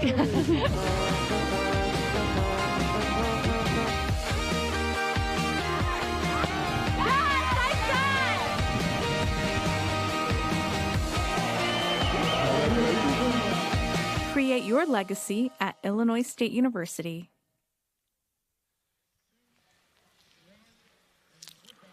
Welcome back to Memorial Stadium. We are at halftime of this Class 1A state championship game. Two undefeated teams battling it out. And right now, Lena Winslow shutting out Central here at the break by a score of 16-0. Gage Dunker, well, he had a couple of first half touchdowns as well as a pick. And for more on that, let's send it back upstairs to the two guys who are calling the game, Matt Rodewald and Jack McInerney. Guys. All right, Mark, thank you very much. And as we watch Gage Dunker, you can't help but to think about the offensive line creating holes. I know that the Lena Winslow coaching staff not thrilled by it, but you can see Dunker react to where he can go on the field. Well, he's just an outstanding athlete. And when you've got 2 years of experience at the varsity level like he does, he just knows where to run. He knows that offense extremely well. And in many cases, you know how the defense is going to react to a particular play. He takes advantage of that.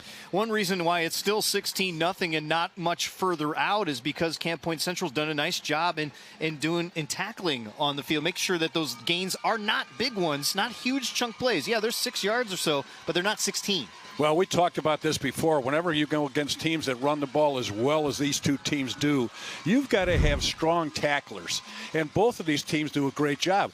And where are you going to see this tackling at? The corners. The corners don't have to be off the ball because there's no flankers or wide receivers. So they're up on the ball. They're just like another set of linebackers, but they're good tacklers. Let's send it back downstairs to Mark. All right, Matt, thank you very much. Coming up, the third quarter of this 1A state championship game coming up in just a moment. This is the IHSA Television Network.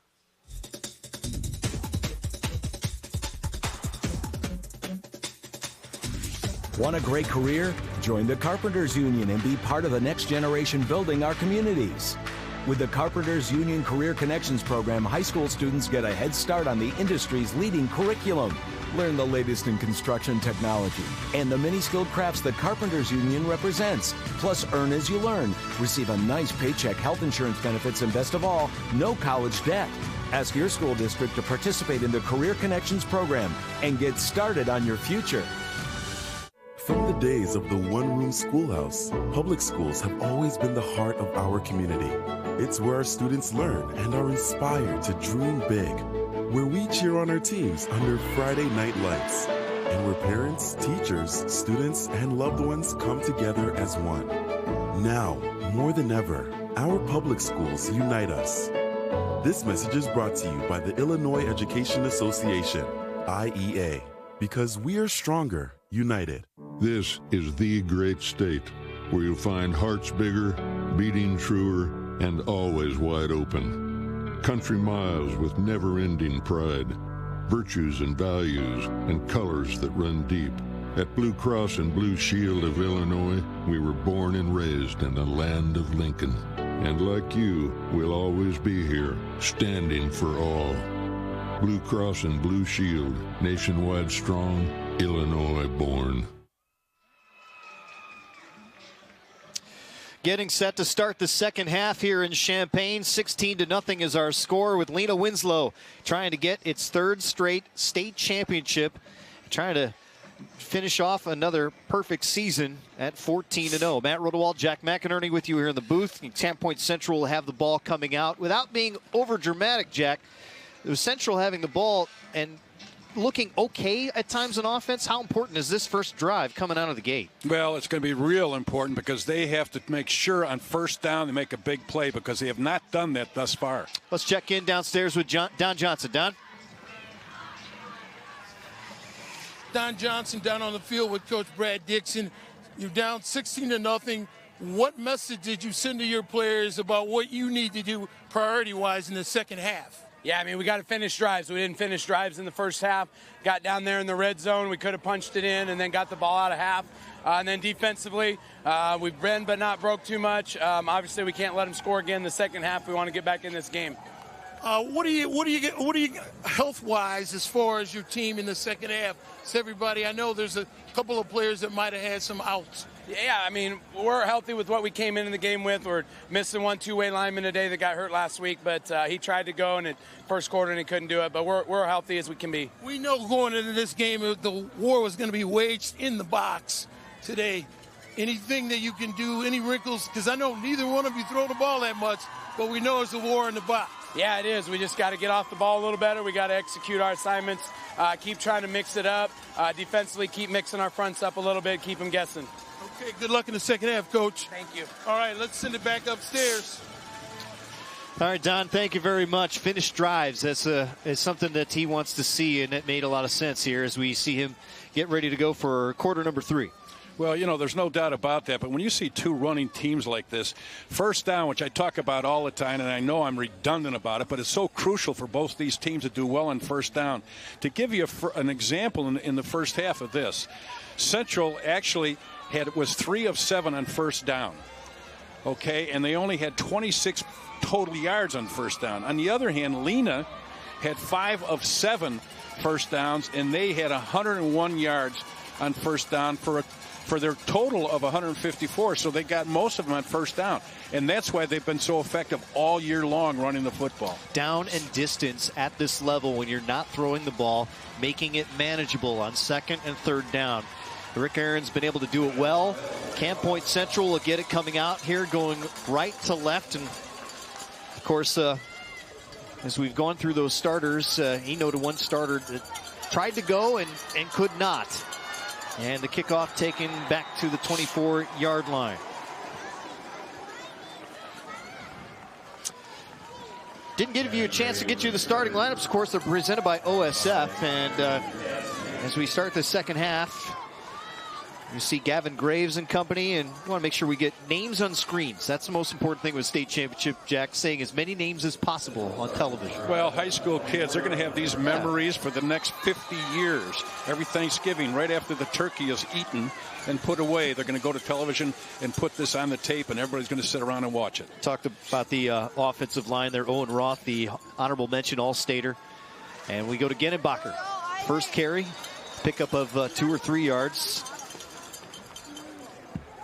And Isaac Gennebacher, he is a little bit of everything. He's an all-stater at this. He's fresh, he's healthy.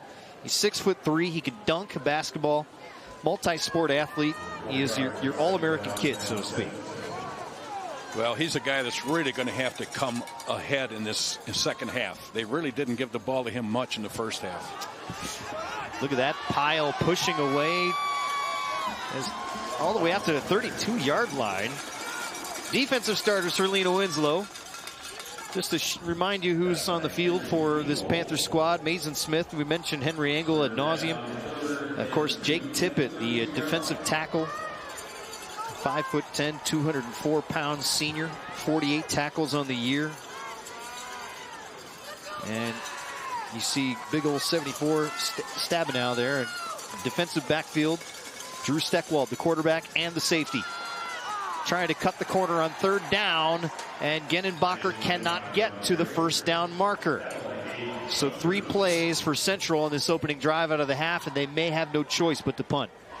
Well, I think what's interesting on that is that, you know, they try to get it to the outside. You can see the penetration right there by the defensive front of Lena, and part of that is because 3 of those 4 starters played last year and are outstanding football players, so they know exactly what you need to do up front at the line of scrimmage. Gage Dunker, the leading tackler for Lewin on that tackle on 3rd down to stop it, and Zeal's going to let this one roll all the way back to the 30, and that is where the Panthers will start on offense after that 38-yard punt without a return. It is amazing how this game has really been played between the 30s for the most part as far as field position when each team takes it over. It's always almost been in the middle of the field. It hasn't been on one end or the other. You're right. It's been right in the middle of the field, but it's also allowed early on. We saw 4th down opportunities. Teams trying to, you know, take advantage of a 4-down territory. And so Drew Steckwald and company would go back to work. Here's Zeal on the jet sweep. And the penetration, that's Josh Alford with the stop. And that's a big defensive play for Central on 1st down. You talked about that 1st down pickup. It'll be a loss of 5 right there.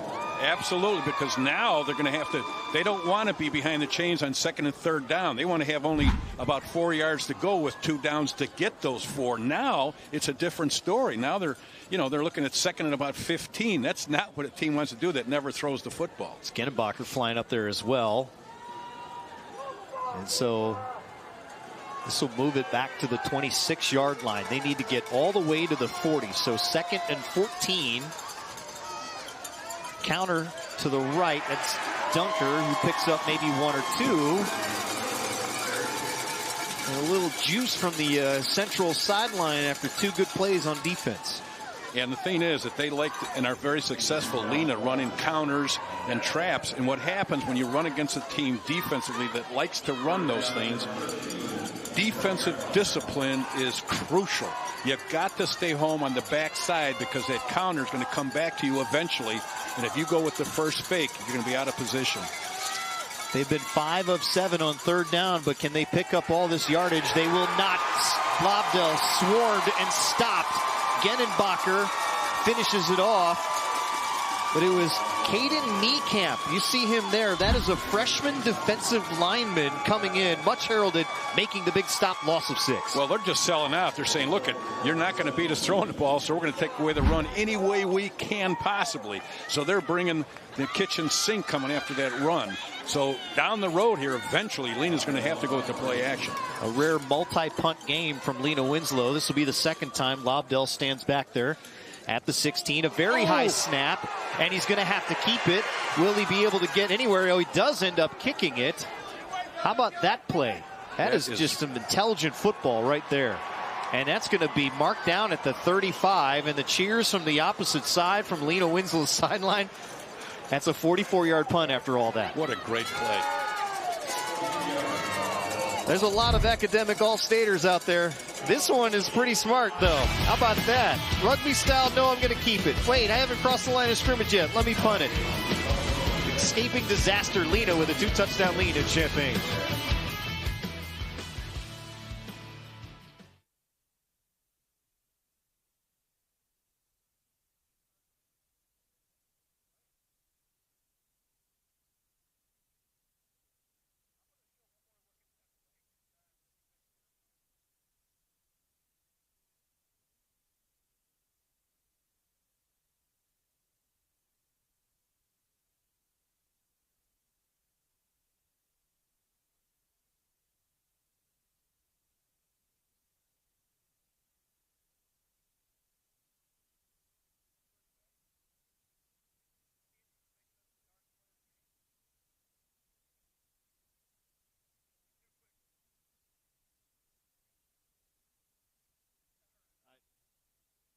Later in the game, I would do that.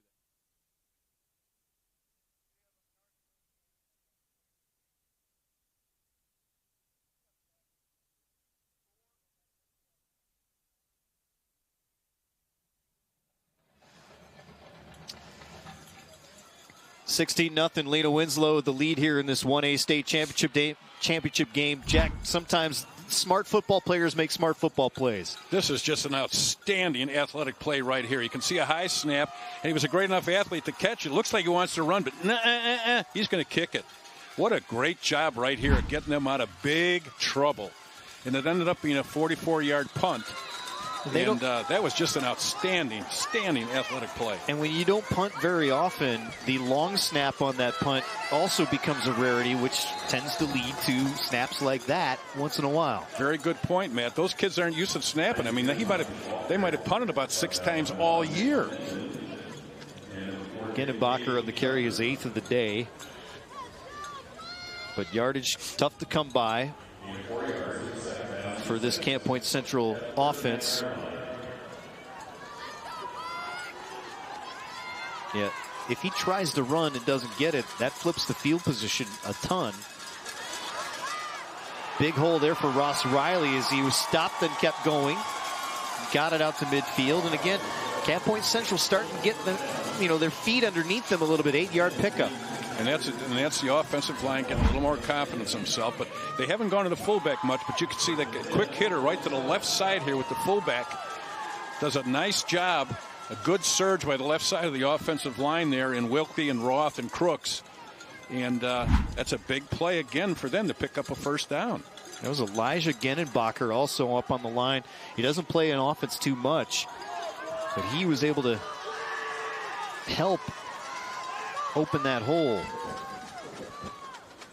Give again to Riley, and that's going to be 2 or 3 yards. That's his 6th carry of the day. You see Dunker in on there on the stop, Lobdell, and also Mason Smith. You know, there's times in a game when kids will come off the field and say, Coach, for example, an offensive lineman, maybe a guard and attack, come off and say, Coach, we can handle this guy. Run it behind us. We can handle these guys. And sometimes you say, hey, okay, and you start running the ball, and that's what you do. You develop confidence in some kids because they have the confidence in themselves to be able to handle the people. Well, you can watch all the tape you want. Sometimes you need the eye test on the field yourself, and it takes you a quarter to get kind of your feet underneath you, and you're starting to see that here a little bit. Genenbacher had his feet taken out from underneath him there. Stopped and driven back. That was Stabenow and Dunker. Watch it again. Now you can see him coming right up here. He has to worry about pass. Takes on a blocker. And then just a good form tackle. That's what you do in preseason. You teach form tackling, and that's a perfect example of it right there. 2 down territory, one would presume. 5.5 minutes to go in this third quarter. More pressure coming, and he'll be taken down for the sack. He couldn't even get set up to throw it before Jake Zeal ripped him down. And that will bring up a very long 4th down. And it might force them to punt. Now, Zeal's coming off the right side of your screen right there. And what happens is he's actually the cornerback. But he really has no pass responsibilities. They're leaving the safety take the tight end. So he's coming full speed like he's a defensive end rather than a corner. And that's a big sack right there. They line up in punt formation. Moore will let it go. It's a low end-over-end punt. And out of bounds. And we'll see where they mark it. You can tell, Matt, that neither one of these teams are used to punting the football. It might be the difference maker today, especially for Brad Dixon and company. They'll need a stop coming out of the timeout. Lena Winslow with a 16-0 lead in our 1A state title game.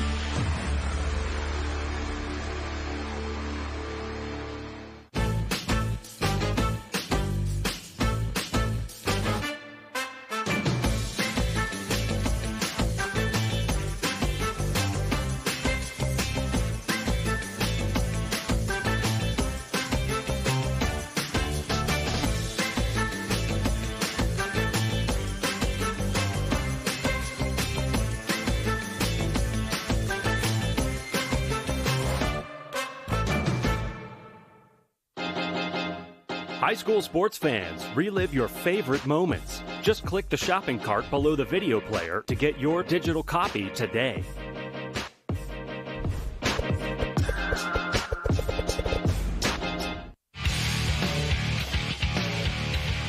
Well, Camp Point Central has been in this position before, down by 2 touchdowns. This is the quarterfinal game in which they struggled to get out of there against Greenfield Northwestern, down 12-0 in the second half. A 7-yard punt. This set up 4th and goal. They had to stop it in order to stay alive. And Reese Wilkie right here rips it out and recovered in the end zone. And sure enough, the next possession, Nick Moore, you see Genenbacher into the end zone, and the final was Central, a 24-12 win. But that Reese Wilkie fumble recovery for Brad Dixon and company, the big thing, they're about to go in and score. Ball comes out on the 1-yard line. It changed the season, and it got them here to Champaign. It is amazing what one play can do, and sometimes you look back and you try and chart which plays are the ones that got you here, and that certainly was one of them. Here's Dunker on first down for Lena. This possession is big. They want to try and get a 3-and-out. You see Reese right there. Good shot of Reese right there. 6 foot, 185-pound junior. He had a fumble recovery against Cesar Valier in the playoffs as well. So he's been around the ball a lot. Getting a rest this time. A lot of these teams play maybe 5 to 6 kids both ways, but occasionally they'll take them out just to give them a play or two off. You got to rest at some point, and especially with special teams not being too much of a factor, you don't get those plays to take a break on. Good point. Gage Dunker getting it to about 3rd and 6 now, so nowhere really to go. And this big one coming up now for this Central defense. Central's been impressive as far as defensively, especially with the linebackers and the corners. When you have, we talked about the 3-headed monster. Well, what that does, though, it tells you got to stay home backside because they can come in either direction on counters coming back to you, so stay home. Dunker, the lone setback. He'll get the pitch to the right. He will get close to the marker, and he does pick up the first down, trying to keep on going across midfield, dragging tacklers with him the whole way. 14 yards after all that. Gavin Beat had to yank him down, but Lena Winslow continues to roll. Good effort right here, just on the power sweep. And he's only 195 pounds. Good leg drive right there. Just a great effort right now to get them past midfield and give them some little confidence, offensive line, as far as moving the football. They were getting a little stagnant there for a while, but this kind of helped them a wee bit. Closing in on 100 yards for the day. That's going to move the pile about 4 or 5 yards. Lobdell, who's kind of quiet after all this. It's been Dunker, the premium back, getting the big looks at the moment. Well, in some cases, one of the backs has a better day than the others, even though all 3 of them have over 1,000 yards. And they've run up some big scores. They average 51 points a game in the last 13 games. So that's a lot of points to put up on the board during an entire season. Second down. Here's Zeal now. He'll get a turn. Maybe 3. They'll get to the 41. They need to get to the 38-yard line. You presume this will be 2-down territory. And Zeal right there is the fastest kid on the team, and that's the guy that they want to try and break it on the outside. He's 170 pounds. He's a senior. He's all academic. And I think he also runs track, but he's their speedster. Over 142 yards between the two, Zeal and Dunker. They always play another sport. We always know that.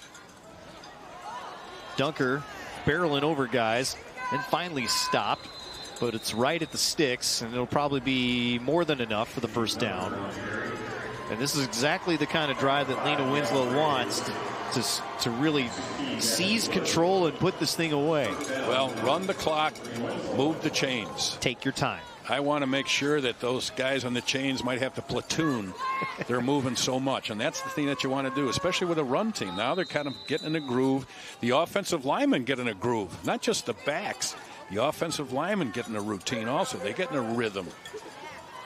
10th first down of the game for Lena Winslow, as they just kind of moving along, churning it out just like that, with Dunker getting down to the 30-yard line. And this just wears you down defensively. This is excruciating to deal with. You can't stop them on that first level, and they continue to get further down. And yeah, that was a great effort right there on Dunker's part. He's going to come out and get a rest. He also plays outside linebacker, and the fans obviously knew that he has been contributing quite a bit. So he comes off 17 carries, 101 yards, 2 touchdowns on the day. A well-deserved rest on 2nd down and 3 coming up. Need to get to the 27. This is Lobdell now. He will get there. Slowly but surely as they churn their way down the field.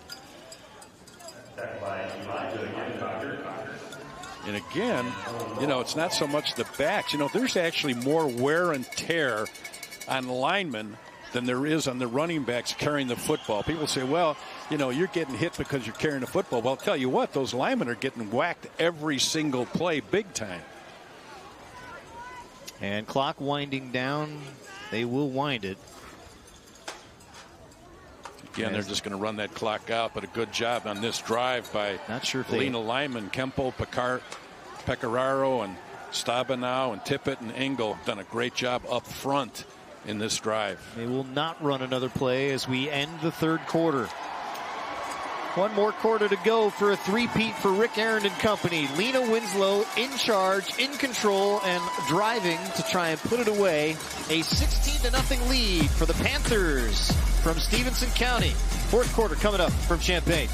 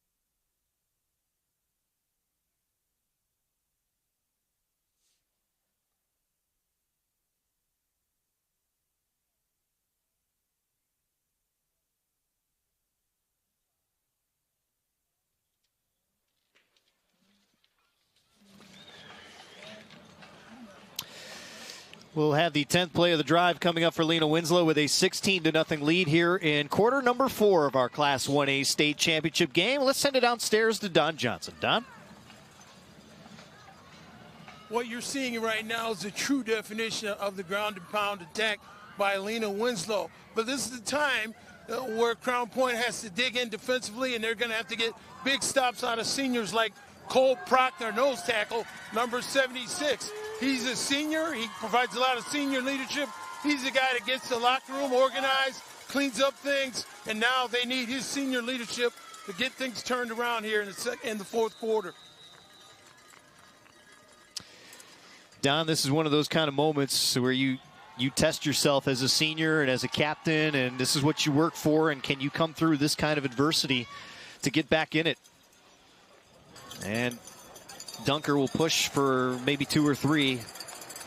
But, Jack, it's hard being on the other side of this right now, on down by 2 touchdowns, staring at a 3rd touchdown deficit here in the 4th quarter of a state championship game. Well, it's a situation, too, where you're a run team. When any team that completely devotes itself to the run 99.9% of the time, if you get them down early, it's tough for them to come back because they just don't throw the ball. And then when they do, you're ready for it because you don't have to worry about play action. Good shot right there. 320 pounds, 6'3". Here's Lobdell inside the 20. And Lena Winslow, of course, the time of possession at the break was pretty even. That has definitely changed here in this second half in favor of Lena Winslow. It's the 3rd time now that they've been in the red zone. Actually, the time of possession kind of surprised me. I didn't think it was going to be as close as it was. At halftime, you're right. It certainly felt like Lena had it longer. I think it was the fact that they finished drives and Central did not. Correct. And they clearly are aware of that might be the difference in this one at this moment. Minute gone by here in the 4th quarter. This is 3rd down, and Lobdell will get right at the sticks. And it looks like they're going to move him. Yep, 1st down. And ball control is one thing, but the clock is your friend for Lena Winslow right now. And they continue to wind it and eat it up. The 12th first down of the morning for Lena Winslow. Now at the 16-yard line.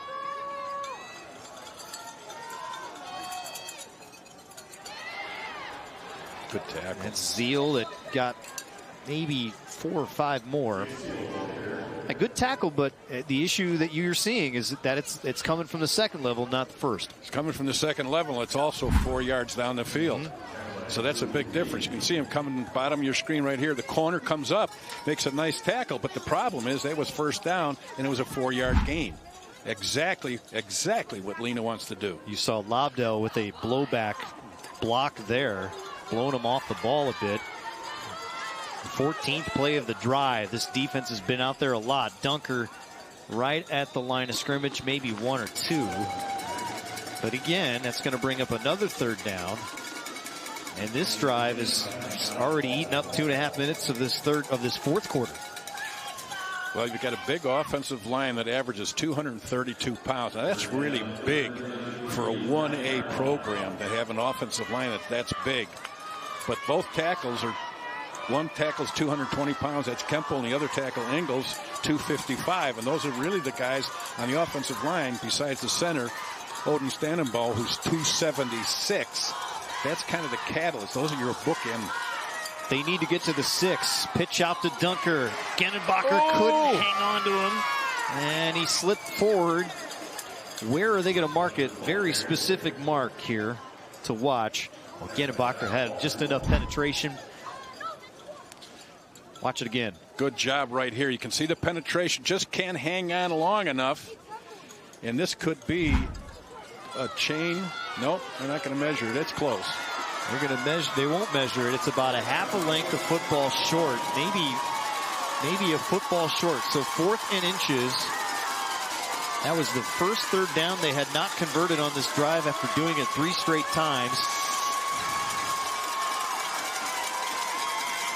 They'll sneak it. Streckwald all the way down to the 3. That will be a first down, and Drew Steckwald, the 5'9" senior who doesn't run it very often, was able to push forward behind that big offensive line to get the first down. 1st and goal coming up. Well, that's one of the newest plays you'll see the last couple of years, where the entire offensive line wedge blocks down into the middle on a quarterback sneak, and then the fullback comes up behind the quarterback and pushes him in like a bulldozer. So they've got all that movement, one focal point to pick up 1 yard, and it's usually what happens. They're over 200 yards on the ground. Steckwald will give to Lobdell. He will try and bust it to the outside and get to the 1. And it was Pabin that came in and made the tackle. There's a very late piece of contact there. I don't want to call it a late hit, but watch it again. Well, anytime that you have a 310-pounder fall on you right at the last minute, that can hurt a little bit. Sure, his good job right here, turning it up inside. Just good, persistent effort of tackling there by Camp Point. This drive began with 4 minutes and 48 seconds left in the third quarter, and here we are. This is almost a 9-minute drive, a defining drive for Lena Winslow on the season, at the goal line and stopped. Lobdell could not get in, or rather was Zeal trying to get in, and they're at the half-yard line.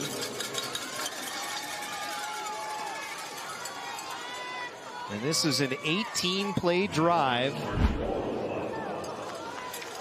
And it's been fascinating to watch. Well, and you can see right there, the white jerseys really had no momentum going forward. That defensive front of Central sustained and stalemated them right there at the line of scrimmage. Bewett right there, the one-on-one battle as he won that one. Lewin knocking on the door again. Play clock winding down.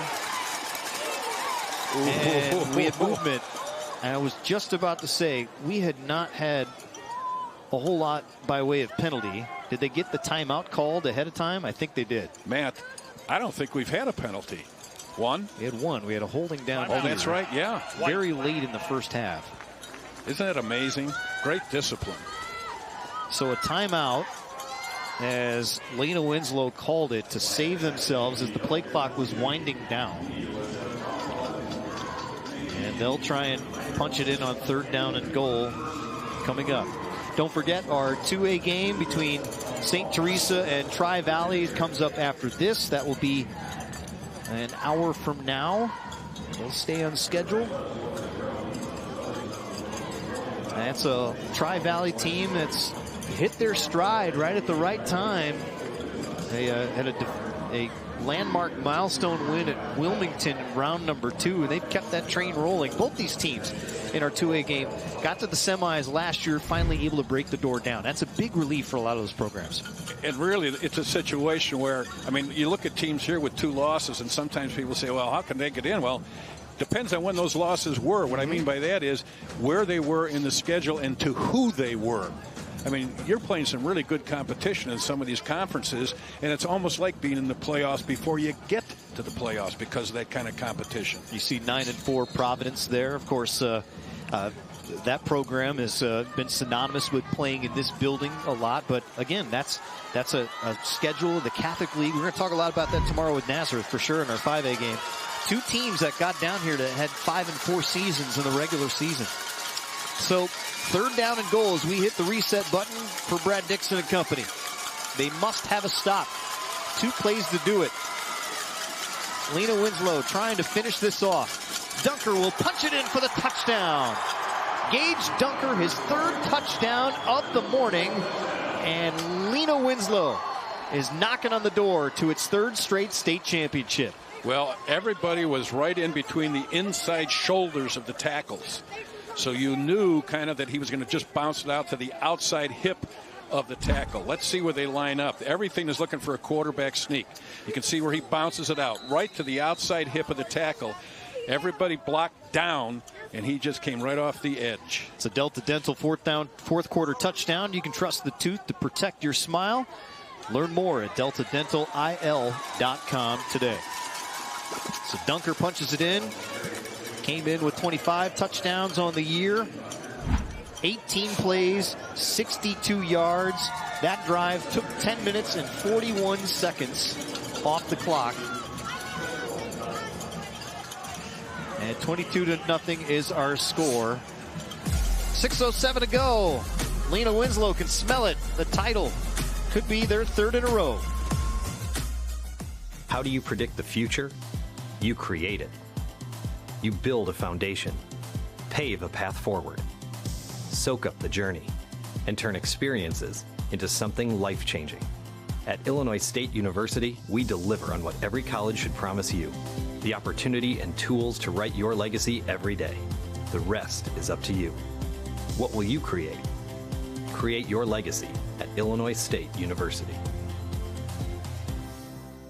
Black Friday is here at Menards, and we've got the perfect present for your loved ones. With something for Dad, Mom, and the kids. Everyone in the family will get what they want, even your furry friends. Enjoy the season and the savings. Deck out the tree and stuff your stockings with these great gifts at amazing prices. Hurry in and save big money. These deals won't last long. Doors open at 6 a.m. on Black Friday. Save big money at Menards. The conversion after the touchdown from Lena Winslow.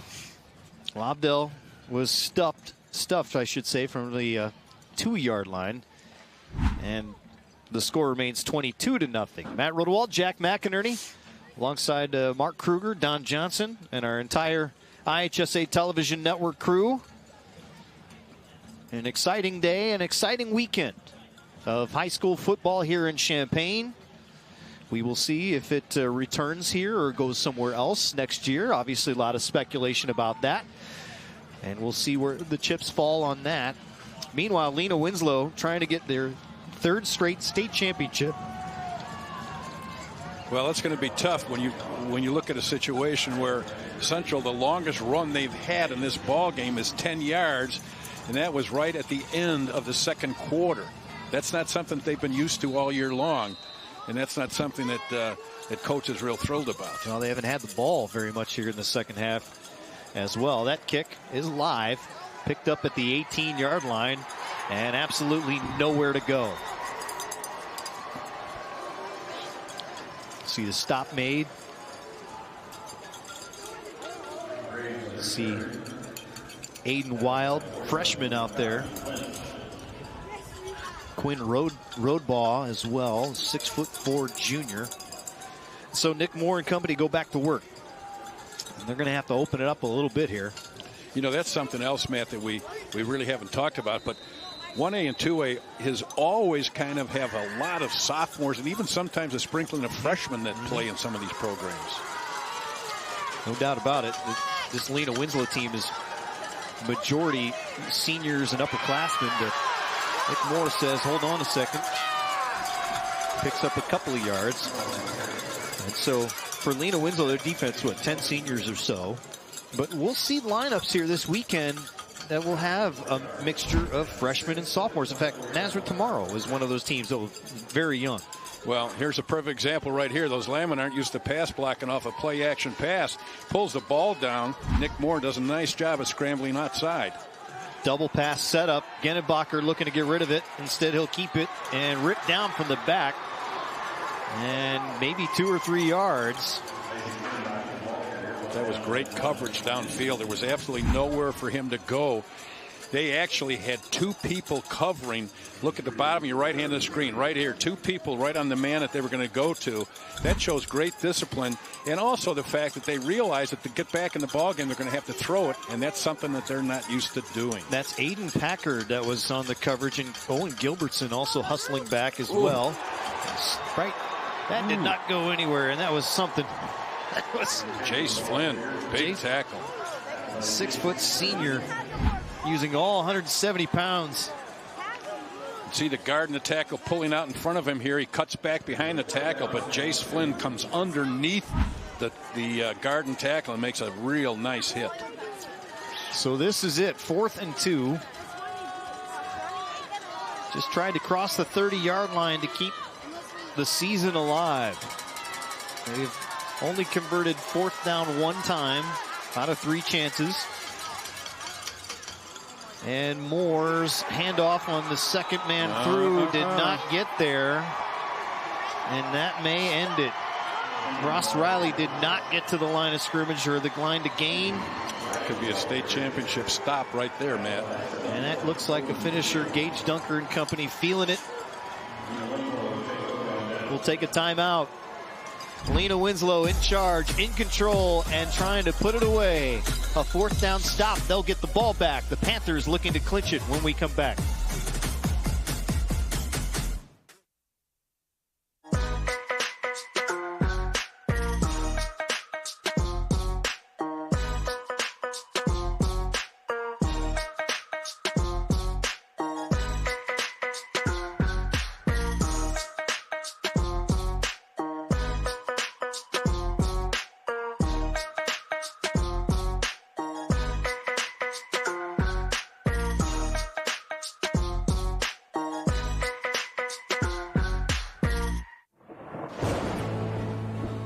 I couldn't ask for a better agent, for a better company in a disaster where you have no idea where to start. I learned that there's not a given in life. It takes a team. There's people that are going to watch out for us and they care. It's been pretty stressful. Once we saw Lori and got our plan, it's like a huge weight lifted.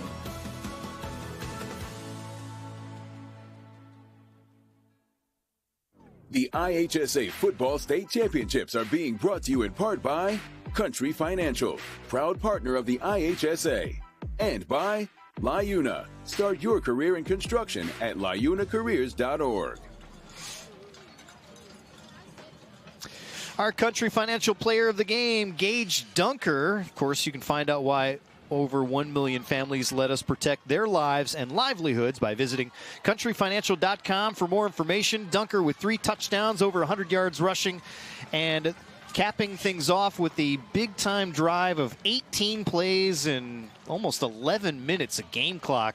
Dunker punches it in for his 3rd touchdown of the day. He's now up to 28 touchdowns on the season, and he's been outstanding for Lena Winslow this afternoon. Well, what I find ironic is Lena Winslow, you know, you're talking about a team that averages 51 points a game, but it's the defense that has won this game for them at this point. There's no doubt about it, because Central's only rushed for 7 yards in the second half.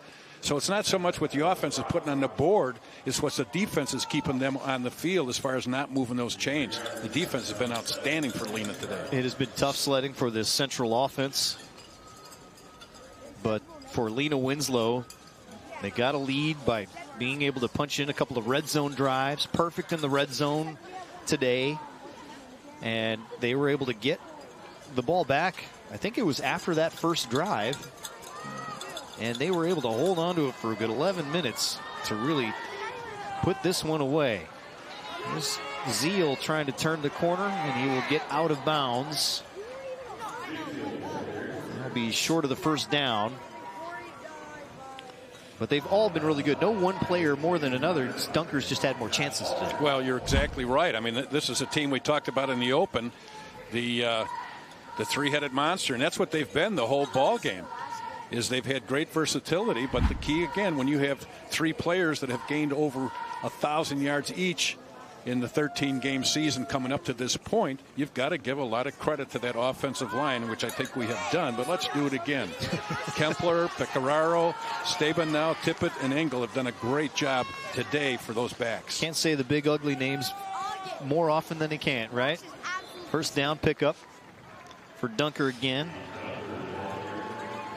Somewhere in the area of 120 yards. We'll have official number for you in a minute. And they move the chains down to the 16-yard line. 118 on the day.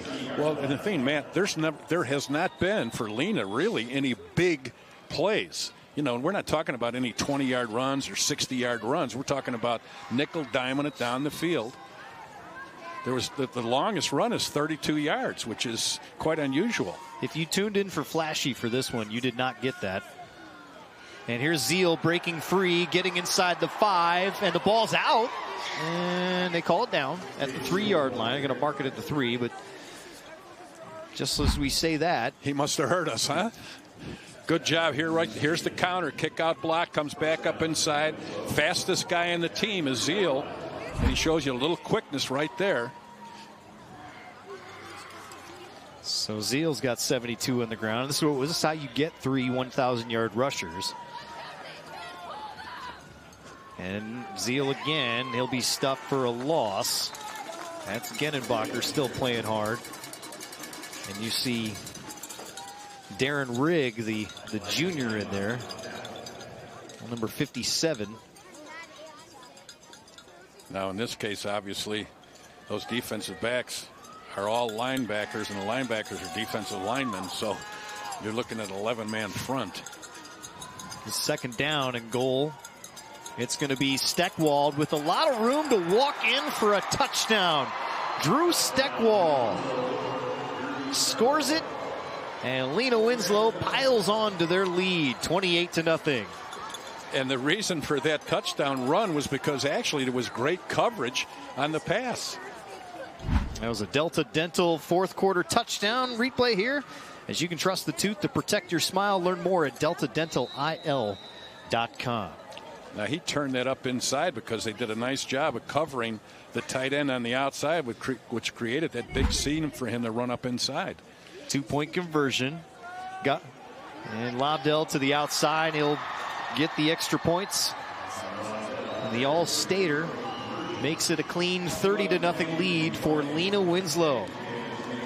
On the verge of the school's 6th state championship in football. A dominant 12-year stretch that they have not seen it. As good as the Northwest Upstate Illini Conference has been, they haven't seen any dominance quite like this in that league. Well, Rick Ahrens has done a great job, obviously, at Lena. In fact, he's got 6 titles. There's a good shot right there of Brad Dixon, who's, anytime you get to the state championship game, you've done a great job, you and your staff. And, of course, the kids have also. And when you're talking about 1 and 2A, it's a community effort to get here. The school administration and the people in the community, they all got to pull together when you're at these smaller schools to be able to get your team down here and be successful all year long. And that's exactly what Camp Point Central and Lena Winslow have done all year long. So Lena Winslow will no doubt win its 3rd straight state championship. Again, Carthage was the last team to do this. We saw Providence do this year after year. We saw a lot of teams that were here regularly, but 3 straight. It's been hard to come by for 20 years. Since they've gone to 8 classes, we have not seen that. The kick taken by the up back. And I believe that was Elijah Genenbacher, the sophomore. So he'll get it out to the 38. Time for the Menards play of the game. Save big money on all your home improvement needs. We kind of joked about this, but this punt really saved the game for Lena Winslow. Great effort right there. And that was Gunnar Lobdell, the All-Stater. They don't punt very often, which means the long snaps can be an adventure.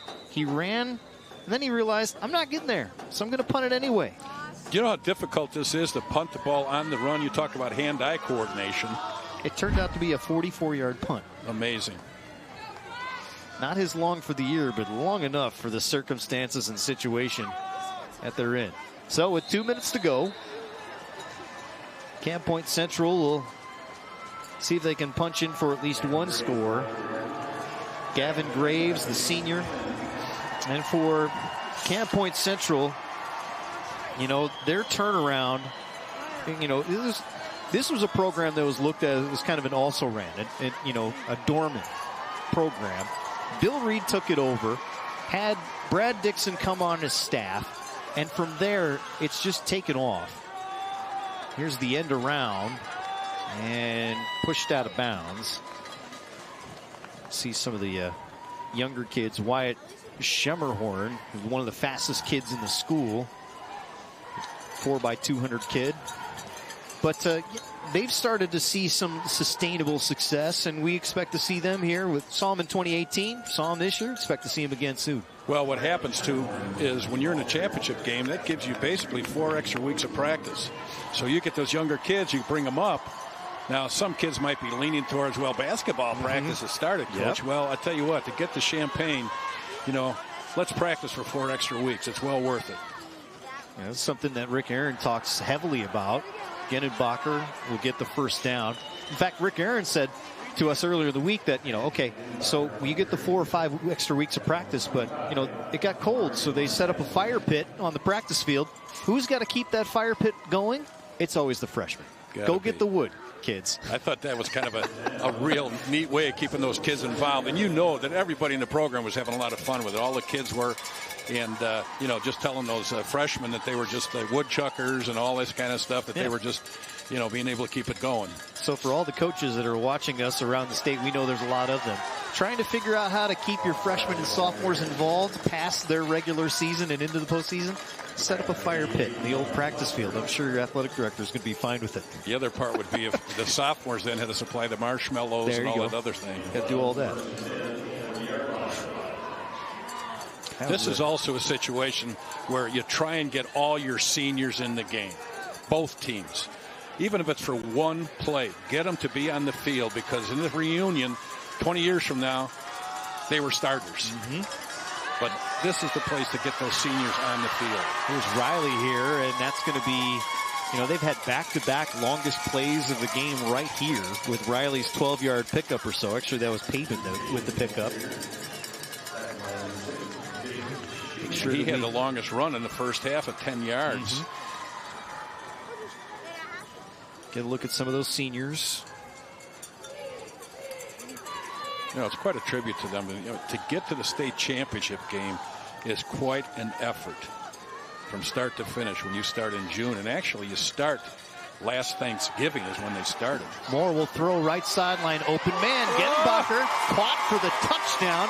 Isaac Genenbacher, 28 yards for the score. And they break the shutout. Camp Point Central gets some points on the board. I think that's nice execution great. there. It was great execution, and I just think it's fantastic when in the championship game you don't get shut out. That's a Delta Dental fourth quarter touchdown. You can trust the tooth to protect your smile. Learn more at deltadentalil.com. Coach, he was hit as he threw that ball, too. He was hit. Good sportsmanship right there by the defensive back helping them up. So they'll go for two. 25 seconds remaining in the season. Camp Point Central will go into the offseason feeling good about this particular drive. And they'll get it in easily. That's Ross Riley, who carries a defender into the end zone for the conversion to make it 30-8. Let's watch it again. Nick Moore. Kind of very unusual. You can see the corner bit on the play action, which really kind of surprises me at this point of the game. But he's not used to seeing them even attempting to throw the football. Good throw, good catch. And I like what you said about Nick Tippett there, the junior. Yeah, he got beat a little bit, but then he turned and helped him up. Show great sportsmanship to wrap it up. 62 yards and 6 plays on that drive. And again, it's against some of the second teamers. We look at all the numbers throughout the year in terms of like what Lena Winslow did, why these stars are a 1,000-yard rusher or what have you. This may be one of the first few times where their starters played this deep into the game, all season long because of the blowouts that they've had. Same for Camp Point Central. That's a good point. It would not surprise me one bit, especially when you look at the fact that Lena averaged 51 points a game and Central averaged 42 points a game. So when you see those kind of averages, and Central had 7 shutouts.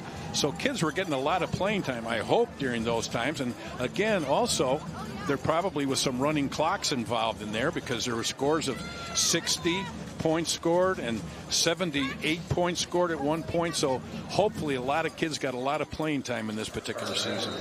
Lena Winslow only with 1 shutout on the year. And you would say presumably because second teamers and third teamers are in there a lot. Sometimes assignments get missed and points end up getting scored. And, there's nothing wrong with you're winning the ball game and you win it handily. There's nothing wrong with the other team scoring. And I'm not saying you let them score, but, you don't go into the locker room and get after the kids because let somebody score. Carter Eilers squibber recovered. And there's Tippett, who ends up with the recovery. So the cheers for the Lena Winslow fans. They're going to take another state championship back to Stevenson County. You talked about teams with different streaks. And a lot of those teams are the bigger schools, as we'll see on tomorrow. But, Mount Carmel, for example, had a couple streaks of 3.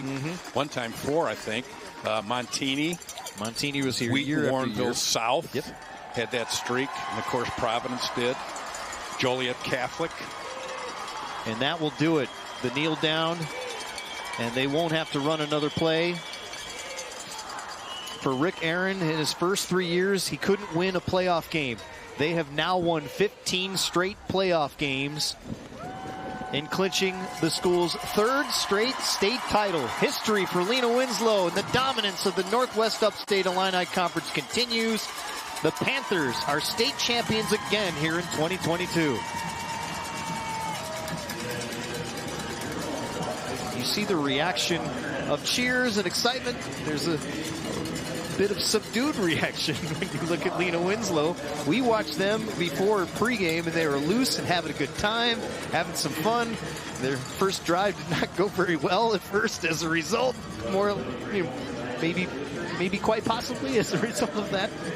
But they settled in nicely, and they methodically took care of this Central team for a state championship. They really did, Matt. You're right. But the thing is that, the team comes in second place, but, to get here is quite a task for anybody.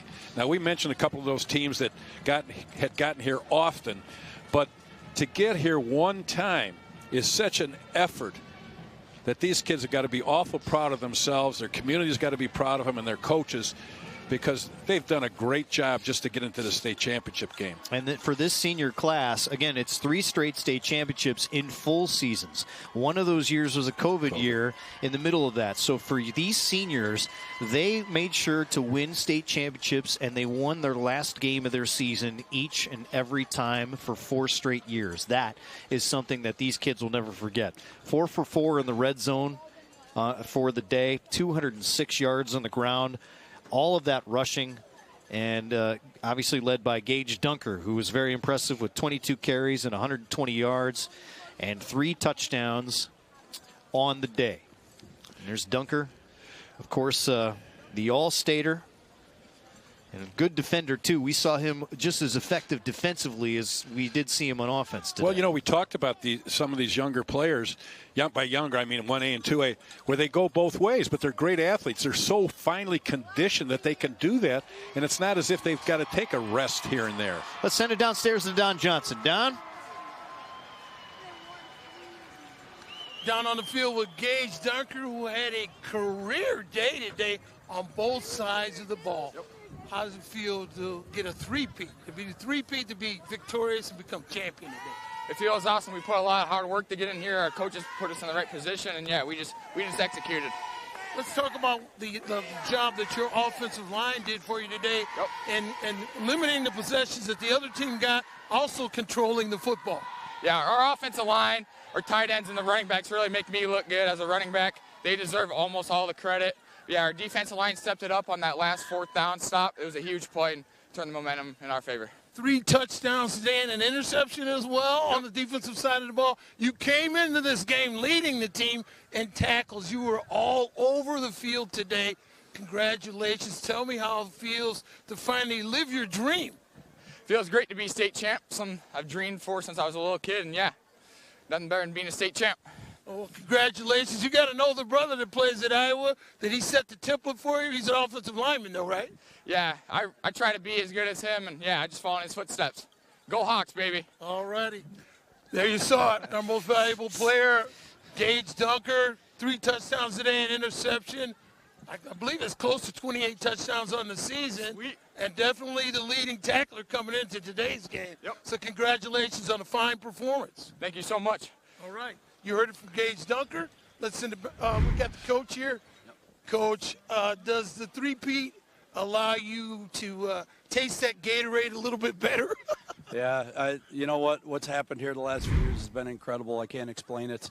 And this group of seniors has been a large part of that. They were freshmen, and we had a few of them on the field in DeKalb their freshman year, and they've just carried the torch. They've done it every year, and this group of seniors has been just tremendous for us. And I can't say enough good things about them, and they've set the example for the guys behind them now as well. I don't want to slight you. Have five championships, now 6. And you've captured the three-peat. Let's talk about what it took to keep these guys on the beam from the summer to today, realizing the championship. Yeah, you know what? They work their tails off year-round. They're all 2 and 3 sport athletes. In the summertime, they hit the weight room hard. They hit the track hard. They don't really slow down to think about, what has happened before. Their kind of eyes are always on the future, and that's the way it should be. And, that's life, too. You can't look in the past. So, I'm happy for these guys. They played a great game today. We played a great team. Camp Point gave us all we could handle. They had a great defensive game plan, and in the end, our kids just beat them at their own plan. You talked about this team being so deserving and actually putting in the work. A lot of teams put in the work, but to get the results like you did today. Yeah. Today was just like every other day with these guys, you know, they're hard-nosed. They're doing the little things, and it's down and dirty in the trenches, and they play so hard, and they play for each other, and you know, again, that's what life's all about. One final question. What does this do for the town, for Lena Winslow, the town, the school, the cheerleaders, the superintendents, the teachers? What kind of energy does that bring? Well, I tell these guys all the time, you know, that they make these people's weekends. You know, Friday morning rolls around for work, and they can't wait to get done with work to get to the field on Friday night. And, you know, Saturday's the same thing. Everybody takes the day off to see the playoff games, and they do so much for their town, and they'll never figure it out until they're in their parents' shoes someday. Congratulations on the three-peat. Now you're in the state of Illinois annals for 6 championships. The three-peat's got to be sweet, and you know, not many people can say that. So savor the victory, Coach. We will. And you know, this speaks to all the players that come before you that have been in this championship series, and all those that will follow. Yeah. Thank you. We appreciate it. All right, let's send it back upstairs. All right, Don, thank you very much. That's 6 state championships in 12 years for the towns of Lena and Winslow. It's going to be a long caravan of happy fans driving back up US 20. 30-8, our final score. The trophy presentation and celebration coming up next. The IHSA Football State Championships are being brought to you in part by Menards. Save big money on all your home improvement needs. And by ISU. Create your legacy at Illinois State University. Black Friday is here at Menards, and we've got the perfect present for your loved ones. With something for Dad, Mom, and the kids. Everyone in the family will get what they want, even your furry friends. Enjoy the season and the savings. Deck out the tree and stuff your stockings with these great gifts at amazing prices. Hurry in and save big money. These deals won't last long. Doors open at 6 a.m. on Black Friday. Save big money at Menards. There are more than 20,000 ways to experience Illinois State. Hey, what's up? You ready to go to class? What kind of Redbird will you be? Hi.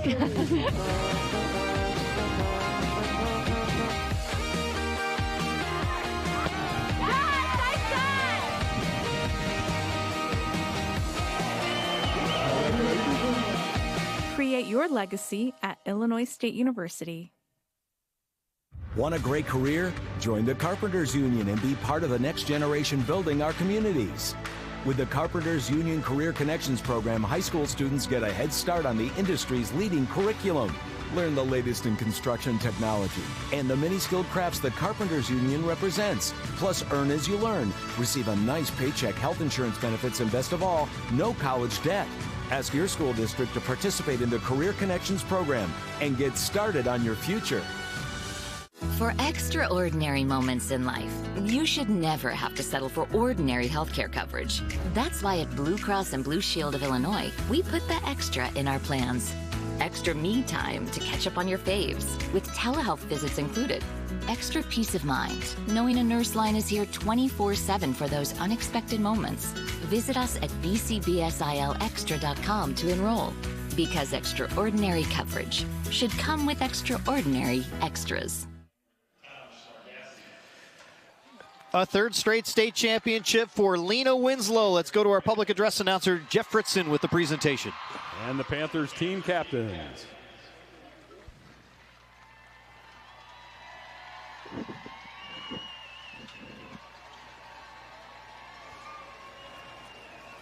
And at this time, we will present the championship trophy to the Lena Winslow Panthers, who finished the season with a final record of 14 wins and no losses. Congratulations to the Panthers.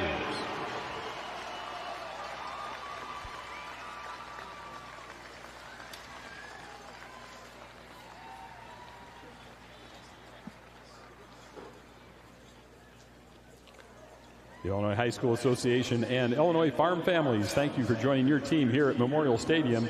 We hope you enjoyed your visit to the University of Illinois. Please have a safe trip home.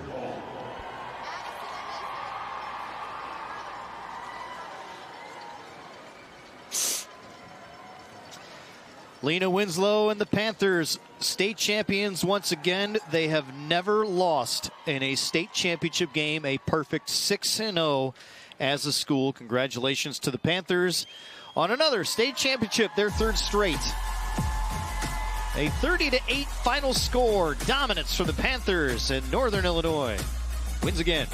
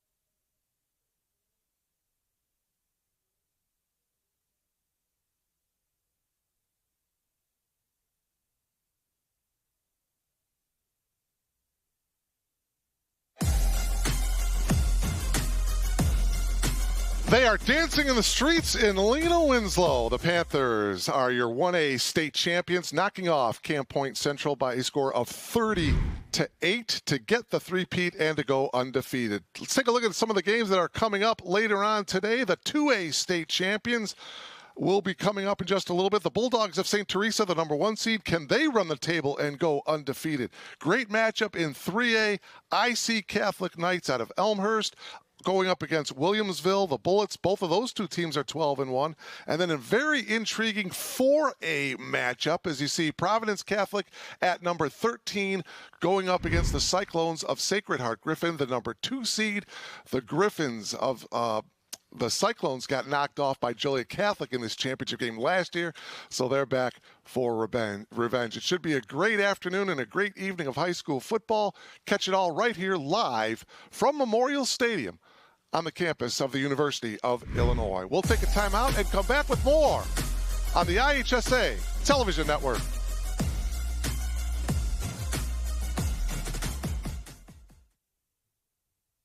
Black Friday is here at Menards, and we've got the perfect present for your loved ones. With something for Dad, Mom, and the kids. Everyone in the family will get what they want, even your furry friends. Enjoy the season and the savings. Deck out the tree and stuff your stockings with these great gifts at amazing prices. Hurry in and save big money. These deals won't last long. Doors open at 6 a.m. on Black Friday. Save big money at Menards. How do you predict the future? You create it. You build a foundation, pave a path forward, soak up the journey, and turn experiences into something life-changing. At Illinois State University, we deliver on what every college should promise you, the opportunity and tools to write your legacy every day. The rest is up to you. What will you create? Create your legacy at Illinois State University. This is the great state where you'll find hearts bigger, beating truer, and always wide open. Country miles with never-ending pride. virtues and values, and colors that run deep. At Blue Cross and Blue Shield of Illinois, we were born and raised in the land of Lincoln. And like you, we'll always be here, standing for all. Blue Cross and Blue Shield, nationwide strong,